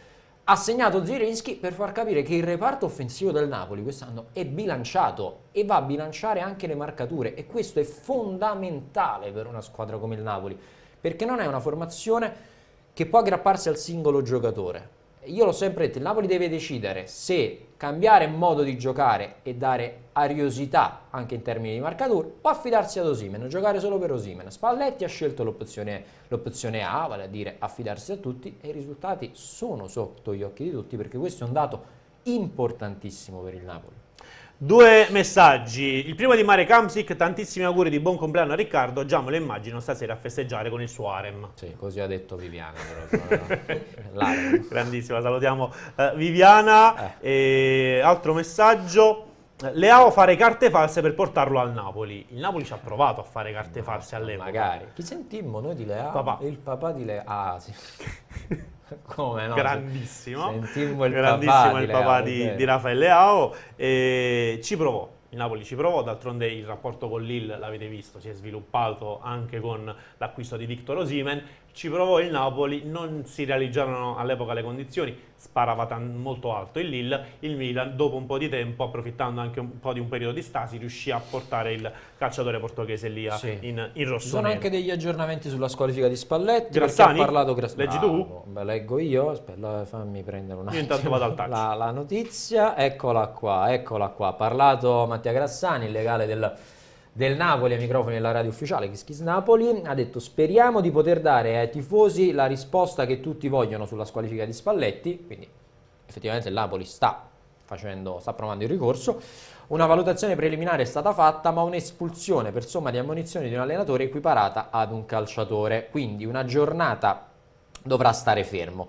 Noi stiamo provando a trovare una soluzione. In Atalanta-Napoli del 30 ottobre 2019 Ancelotti fu espulso per una giornata e facemmo ricorso. Ci dissero che essendo stato espulso, come per i calciatori non fu accolto, è altamente probabile che non ci siano ricorsi. Quindi il Napoli in questo momento non ha presentato ricorso, e al vaglio uno studio tra virgolette di fattibilità per presentare il ricorso, però equiparabile alla squalifica di un calciatore per somme di ammonizione o per espulsione, quindi diciamo ciccia, quindi non se ne fa niente. Spalletti non sarà al 99% in panchina contro il Milan, anche perché il Napoli, dalle parole di Grassani, non mi sembra neanche così convinto di presentare il ricorso. Sì, è una perdita di risorse, perché poi devi comunque andare a spendere del tempo, prepararti. Se sai già che tutto sommato è una battaglia persa, non vai neanche a creare fastidio, tra virgolette, a quella che è la giustizia sportiva, che magari dovrai adire in sedi dove chiaramente hai ragione.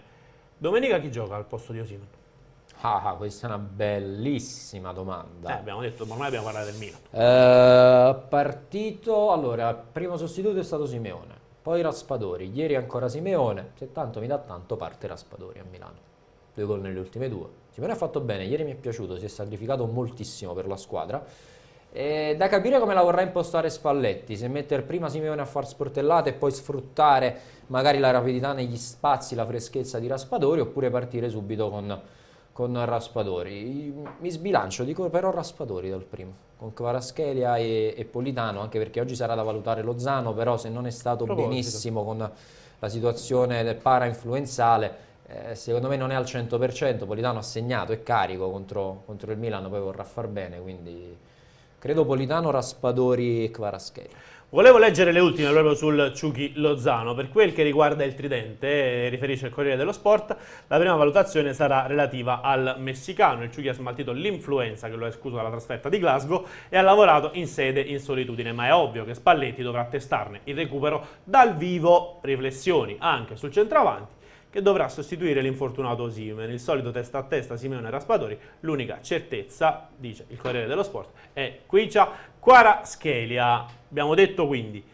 piccolo dubbio Lozano, probabilmente ancora una volta Politano, anche perché poi vallo a togliere un Matteo Politano come quello di ieri sera, non è facile, è in forma, è in palla, dal punto di vista della concentrazione ci sta tutto, fisicamente sta bene, ottime scelte, intesa con i compagni, se l'è meritata la titolarità, sempre a mio modestissimo avviso, contro il Milan. Politano, uno tra Raspadori e Simeone. Sì, è il ballottaggio in questo, dipende da come vuole affrontare la partita Spalletti, ti ripeto, quindi tutto si deciderà lì. Però sai, mi ha dato l'impressione Spalletti di valorizzare molto il Raspadori subentrante. Sì, è vero. Di farne una cosa scientifica, di dire Simeone va all'inizio, quello che voleva far fare a Mertens. Esatto. È quello che voleva far fare a Mertens. Entra a partita in corso. Cioè, quindi è proprio nell'idea di calcio di Luciano Spalletti l'avere un giocatore, un calciatore che stia lì, che magari potrebbe far bene anche dal primo minuto, ma che pensi che se dal primo minuto ti rende all'80%, facendolo entrare dopo il 65esimo, al 70esimo ti rende il 110%, perché lì si creano le condizioni ideali per far male. E forse a questo punto quindi direi Politano e Kvaratskhelia sulle fasce, Simeone dal primo minuto. No, anche contro il Milan. Sono due soluzioni che ci possono stare. Simeone ha voglia, a me piacciono questi giocatori che hanno voglia, vedi lo stesso Zerbin, a me piacciono questi calciatori che hanno fame, e il Napoli aveva bisogno di calciatori del genere, di calciatori che dimostrassero di volere fame, ed è di avere fame, non di volere fame, di voler razzannare proprio le partite e di dimostrare che quasi ogni partita sia una finale. A me questi calciatori piacciono, e quindi alla fine, che sia Simeone, che sia Raspadori, insomma, cadiamo in piedi. Quest'anno abbiamo davvero due ottime alternative ad Osimhen, tant'è che l'assenza del nigeriano quest'anno, almeno fino a questo momento, poi vedremo, l'anno scorso si passava da una media di 2 punti a quasi un 1,2, se non qualcosina in meno. Quest'anno invece la media resta praticamente la stessa, anzi è migliorata nelle ultime partite, quindi già questo è un dato importante. Abbiamo il miglior centrocampo, il Napoli ha il miglior centrocampo d'Italia. Sì, lo confermo ancora una volta.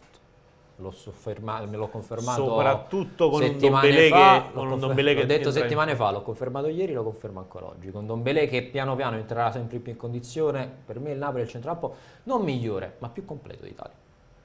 E quindi disegniamo anche il Napoli, Lobotka, Anghissà e Zielinski contro il Milan. Da lì probabilmente nessuno li schioda. Credo che ancora una volta forse l'unico ballottaggio sia sul lato di sinistra. Ecco, in questo momento Riccardo Catapano veste la tuta di Luciano Spalletti e deve scegliere tra Olivera e Mario Rui. Alla lunga gioca Olivera per me. Secondo me ti dà qualcosina in più.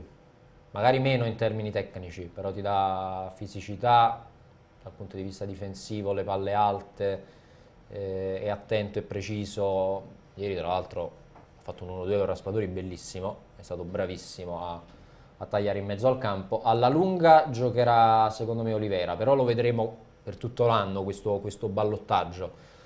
Ma che felicità vedere questo ballottaggio a sinistra. Io continuo, quando parlo del ballottaggio a sinistra mi dici chi gioca terzino a sinistra. Io sono felicissimo. Anzi, io continuo a fare un in bocca al lupo a Gulam, mi auguro che possa presto trovare sistemazione, trovare squadra, perché così è un ragazzo, è un professionista che merita tutto il bene e la felicità di questo mondo dopo le sfortune che purtroppo hanno segnato la seconda parte della sua carriera. Però che meraviglia avere due terzini che possono alternarsi a sinistra, cioè un vantaggio importantissimo. A Milano chi può giocare? Io direi Olivera, va, proprio dal punto di vista fisico, dell'attenzione difensiva. Il Milan poi è rognoso da quelle parti lì. Con sulla destra chi dovrebbe agire? Calabria e Saelemaekers, penso a questo punto, che sono abbastanza rognosi anche fisicamente. Molto moto perpetuo Saelemaekers, devo dire la verità, però tende poco a puntarti. Ricordando poi che comunque Olivera è ancora indietro nella condizione, attenzione. Possiamo andare al telefono. Di fatto l'ha saltata la preparazione estiva per quell'infortunio, quindi anche lui ha ancora bisogno di rodaggio ulteriore. È un ballottaggio aperto, poi alla fine magari gioca Mario Rui e negli ultimi 20 minuti entra Olivera che ti dà maggiore freschezza, o può essere il contrario, anche perché Spalletti l'ha dimostrato molto spesso nelle sostituzioni finali, tende a cambiare il terzino per dare più freschezza, anche ieri lo ha fatto e credo lo possa fare anche col Milan. Probabilmente giocasse oggi sarebbe lui il titolare. Buongiorno a Daniele Daino. Ciao mister, come stai? Buongiorno a tutti, bene, grazie. Si parlava del ballottaggio Mario Rui-Olivera, chiaramente tu giocavi per lo più a destra, qui siamo sul lato di sinistra, però un commento su questa alternanza di terzini che è innanzitutto una novità, perché l'infortunio di Gulam ci aveva abituato e aveva abituato il povero Mario Rui a fare gli straordinari. Questa volta invece c'è la possibilità di scelta contro il Milan, contro un Saelemaekers che magari è un moto perpetuo ma non tenta tanto il dribbling. Spalletti potrebbe aver buon gioco schierando uno magari più di reparto, chiamiamolo così, come Mario Rui, o uno come Mattias Olivera. Ma intanto bisognerà capire il Milan con chi sostituirà Leao, il grande assente di questa partita, che poi è un grande dispiacere che non ci sia Leao, cioè bene per il Napoli, però per capire realmente, no, la forza di questo straordinario Napoli che è partito molto bene, mi sarebbe piaciuto insomma vedere un Milan al completo da quel punto di vista. Detto questo, intanto bisognerà capire il Milan con chi sostituirà Leao. Tu hai parlato di Saelemaekers a sinistra. No, a destra. Vabbè, Saelemaekers a destra. Sì, scusa, a destra. Sì, perché parliamo di terzino sinistro. Scusa, esatto, ho fatto confusione certo. Con la fascia. No, mister, te l'ho detto, tu giocavi a destra, quindi hai pensato subito al Leao. Bisognerà capire. Ti sei preoccupato? Bisognerà capire se sarà Saelemaekers comunque anche a destra, perché il Milan a destra può contare anche su Messias, quindi lì bisognerà capire intanto Pioli chi farà scendere in campo. Ma detto questo, secondo me sulla scelta di Spalletti non c'è una determinazione sulla qualità di chi si troverà davanti il terzino. Secondo me Spalletti farà più che altro una scelta di freschezza, una scelta di mettere in campo giocatori che fin dal primo minuto possono dare il 100%. Ecco, se poi sarà Olivera invece che Mario Rui o viceversa, questo è compito di Spalletti. Sicuramente i due giocatori hanno delle caratteristiche differenti. Quindi da capire insomma il mister Spalletti cosa sceglierà per questa importante partita. Daniele, secondo te domenica si affrontano le due squadre più in forma in questo momento della Serie A, forse anche quelle più complete? Se parliamo di Napoli sì, anche del Milan, sicuramente delle due squadre che hanno più equilibrio, io definirei. Sono due squadre che riescono a dare continuità, riescono a stare in partita, e sono sicuramente le due squadre che in questo momento, insieme forse all'Udinese e l'Atalanta che comunque sta facendo un ottimo campionato, sono le squadre che sembrerebbe avere solidità e equilibrio importanti.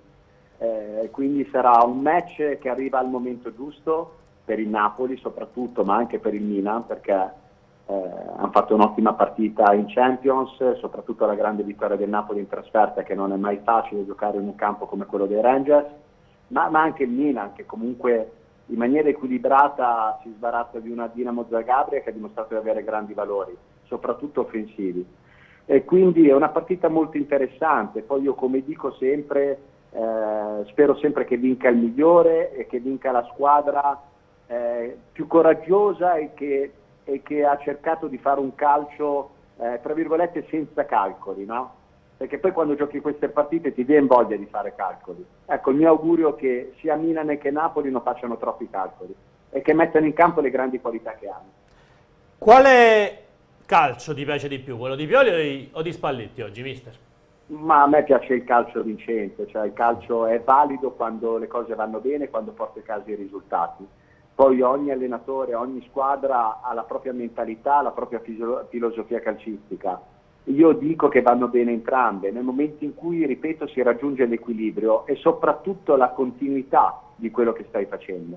Mentre il Milan, rispetto a tutte le altre, è stata la squadra a mostrare più continuità, quindi vincendo anche il campionato meritatamente, e ancora quest'anno è ripartito con grande continuità. Sono molto curioso non di vedere la prima parte, che è straordinaria del Napoli, ma sono curioso di capire se il Napoli, e io mi auguro che non sia così, abbia di nuovo quel deficit di calo di concentrazione, di perdere quella continuità che questa squadra secondo me ha tutte le caratteristiche e la forza tecnica per poter insomma averla la continuità. Quindi mi auguro per il Napoli è questo, ecco, il grande punto di domanda sul Napoli è questo: riuscirà a dare continuità finalmente a quello che fa? Mister, io chiaramente lo so che il risultato alla fine è quello che decide tutto nel calcio. La mia domanda infatti era molto chiara, ho detto a te mister, Daniele Daino, quale piace di più secondo il tuo gusto soggettivo? Ma in questo momento la squadra che sta giocando meglio, no? A livello tecnico, di velocità, di situazioni, in questo momento è il Napoli.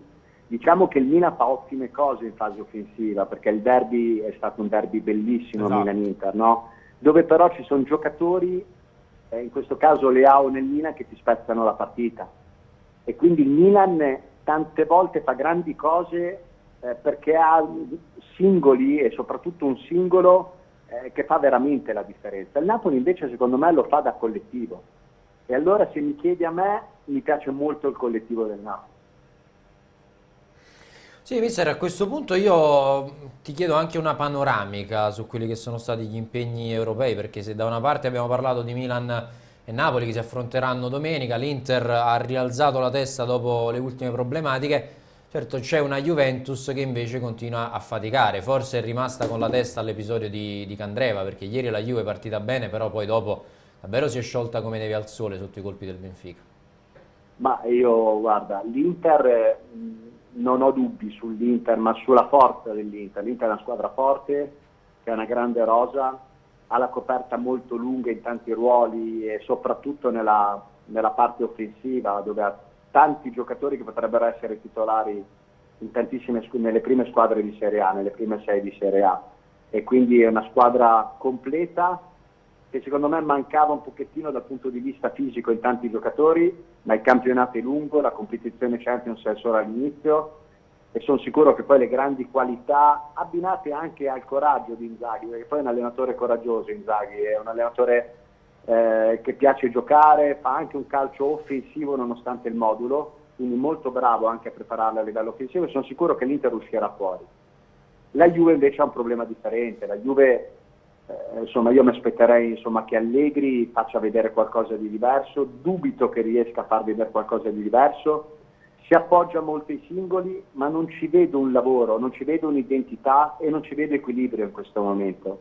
Quindi al di là della partita con la Salernitana, al di là della sconfitta di ieri, tra l'altro meritata, dove secondo me il Benfica ha strameritato, soprattutto nel secondo tempo, di portare a casa la partita, dico che la Juve ha grossi problemi di equilibrio, a partire dalla difesa, dove il solo Bremer dimostrazione è che non basta per andare a tappare quella che è una falla di una linea che secondo me quando viene attaccata con una certa intensità e qualità va in grosse difficoltà. Credo che non ci siano dubbi che Teo Hernandez sia il terzino migliore in Italia.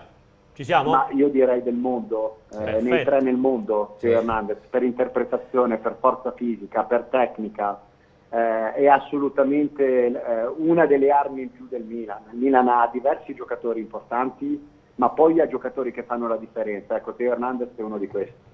E a quel punto immagino che il terzino, forse migliore al mondo, obblighi, tra virgolette, in qualche modo a prendere delle contromisure.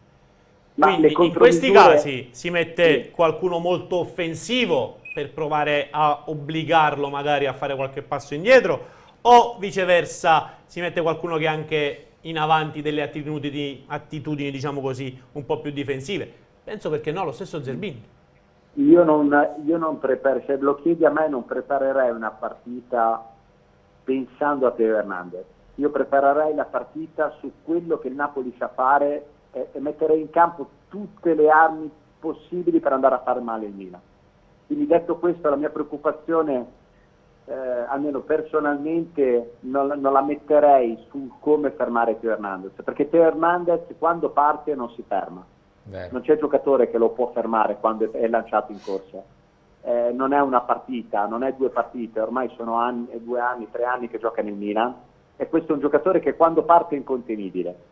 Ora quindi non andrei a preparare una partita su come fermarlo, che ripeto diventa difficile, ma delle due andrei a preparare una partita per cercare di tenerlo magari un po' più basso, dandogli più preoccupazione. Per fare questo devi stare nella metacampo del Milan.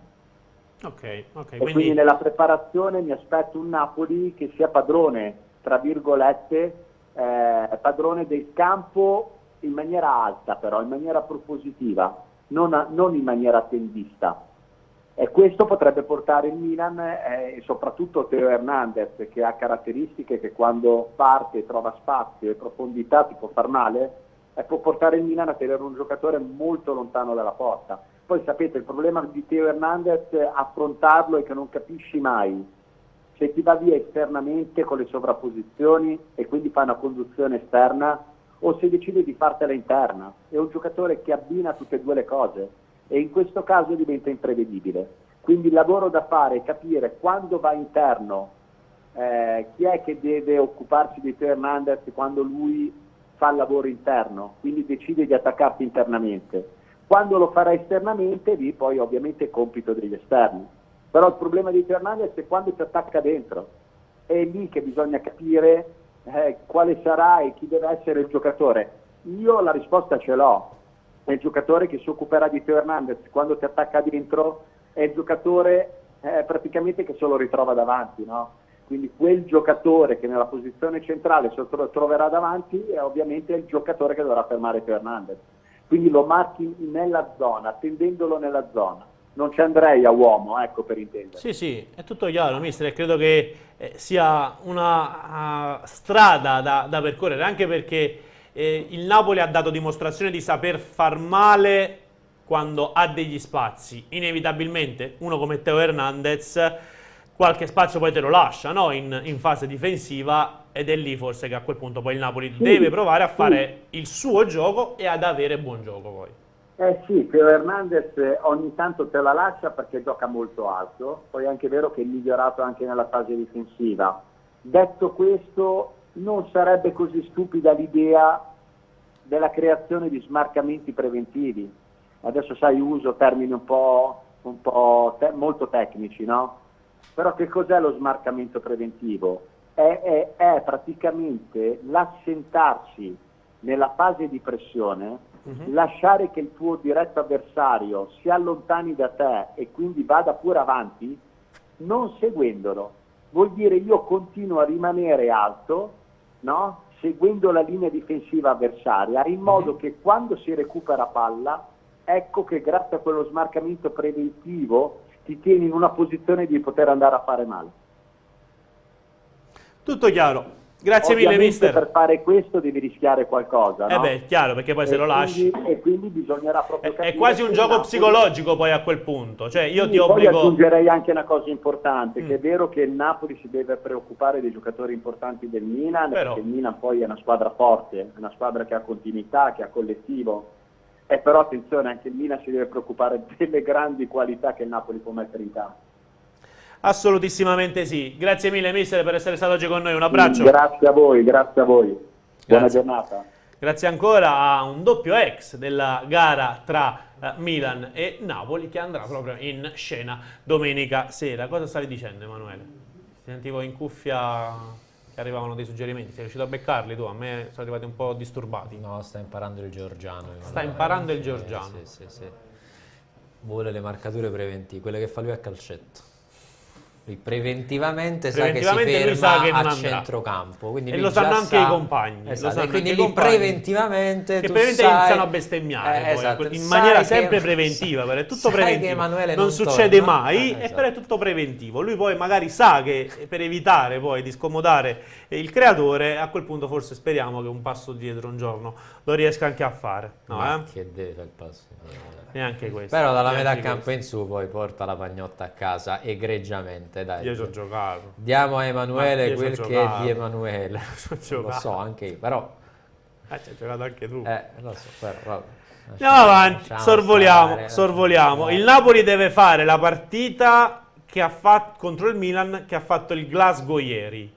No, non è nelle No, corde, Tore, non sono d'accordo. Come intensità sì, nel modo di pressare sì, ci sta tutto. Però il Glasgow ieri faceva palla lunga sull'attaccante e poi tentare la spizzata per l'inserimento dei centrocampisti. Ad oggi non è il gioco del Napoli, nemmeno quando c'è Osimhen, figuriamoci No, quando vai c'è a uno tra Simeone e forse vai a Raspadori. snaturarti un po' troppo così rispetto a quelle che sono in questo momento le corde tattiche del Napoli. Io sono d'accordo quando a Mister Daino diceva non puoi fare la partita pensando di limitare Teo Hernandez, perché Teo Hernandez non lo limiti nella maniera più assoluta.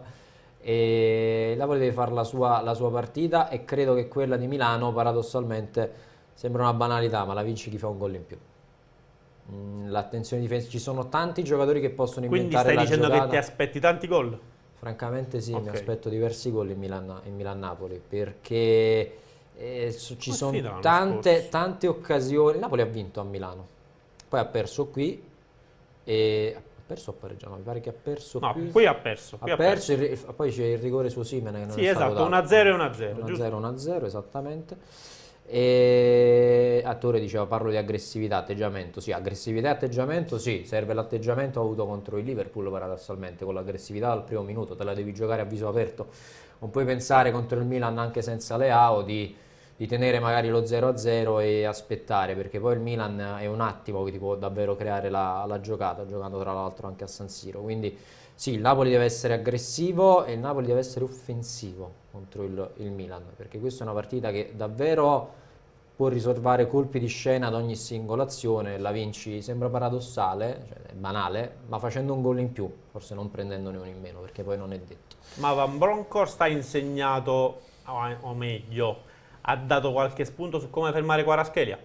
Ti spiego quello che leggevo, o meglio leggo, Non quello benissimo, però. quello che vedevo sul Corriere del Mezzogiorno.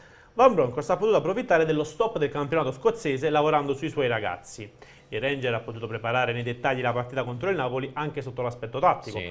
Lo dimostra un accorgimento adottato per tenere a bada Kvaratskhelia. Lundstram si abbassava come un difensore aggiunto sulla fascia destra per limitare eventuali ripartenze improvvise. La resistenza tuttavia è durata un'ora, poi è venuta fuori la qualità del Napoli che ha avuto la forza da attendere il momento giusto e va via da Glasgow con 6 punti e il primato nel girone. Quindi raddoppiare Kvaratskhelia potrebbe essere dall'altro lato una mossa che però poi dà più libertà agli altri.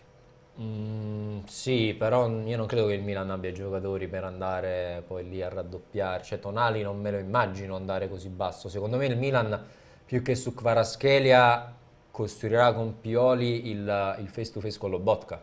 Io credo che Pioli a turno manderà uno tra Bennacer e Tonali, o magari lo stesso De Ketelaere se gioca, a fare da schermo a Lobotka, cercando di togliere il gioco lì al Napoli. Penso più su quello che al raddoppio di Kvaratskhelia, perché poi bene o male il Milan, Calabria comunque è un buon marcatore, si stacca uno dei centrali, non credo che voglia costruire la gabbia attorno a Kvaratskhelia, quanto impedire al Napoli di velocizzare la manovra, quindi andando forte su Lobotka e cercando di togliere il passaggio allo slovacco. Secondo me la prepara così Pioli, quindi Spalletti dovrà essere bravo a trovare le contromisure su quello, perché l'abbiamo visto quando al Napoli togli il fraseggio di Lobotka, l'impostazione di Lobotka, la squadra può andare in difficoltà, e questo è un piano B sul quale Spalletti deve lavorare.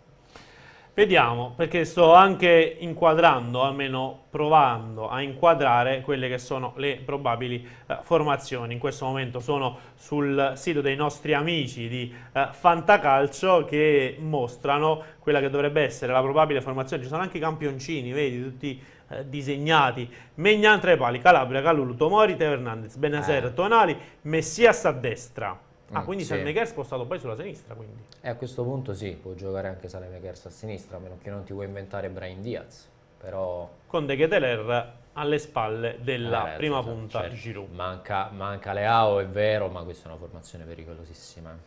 È una formazione incastrata bene da Pioli, hanno trovato degli automatismi molto molto importanti, poi manca Rebic, manca Leao, manca Origi, ovviamente manca Ibra ancora. Hanno il miglior portiere del campionato. Hanno il miglior portiere del campionato, bravissimo, perché Maignan è un extraterrestre in questo momento in Italia, e quindi sarà dura per il Napoli. Occhio, perché il Milan spesso viene sottovalutato, dice vabbè sì, l'anno scorso però l'hanno perso le altre, non l'ha vinto il Milan. Ragazzi, il Milan sono 3 anni che sta lì, 3 anni che fa sempre un campionato di altissimo livello e sbaglia pochissimo, è una squadra equilibrata, con automatismi, con mentalità, quindi per il Napoli sarà complicata. E come diceva il direttore Chiariello, uscire indenni da San Siro sarebbe una grandissima notizia per la continuità del Napoli. Poi se addirittura ci scappasse il blitz sarebbe proprio l'apoteosi, insomma, sarebbe perfetto, sarebbe un primo mese di campionato, mese e mezzo di campionato davvero al bacio per il Napoli.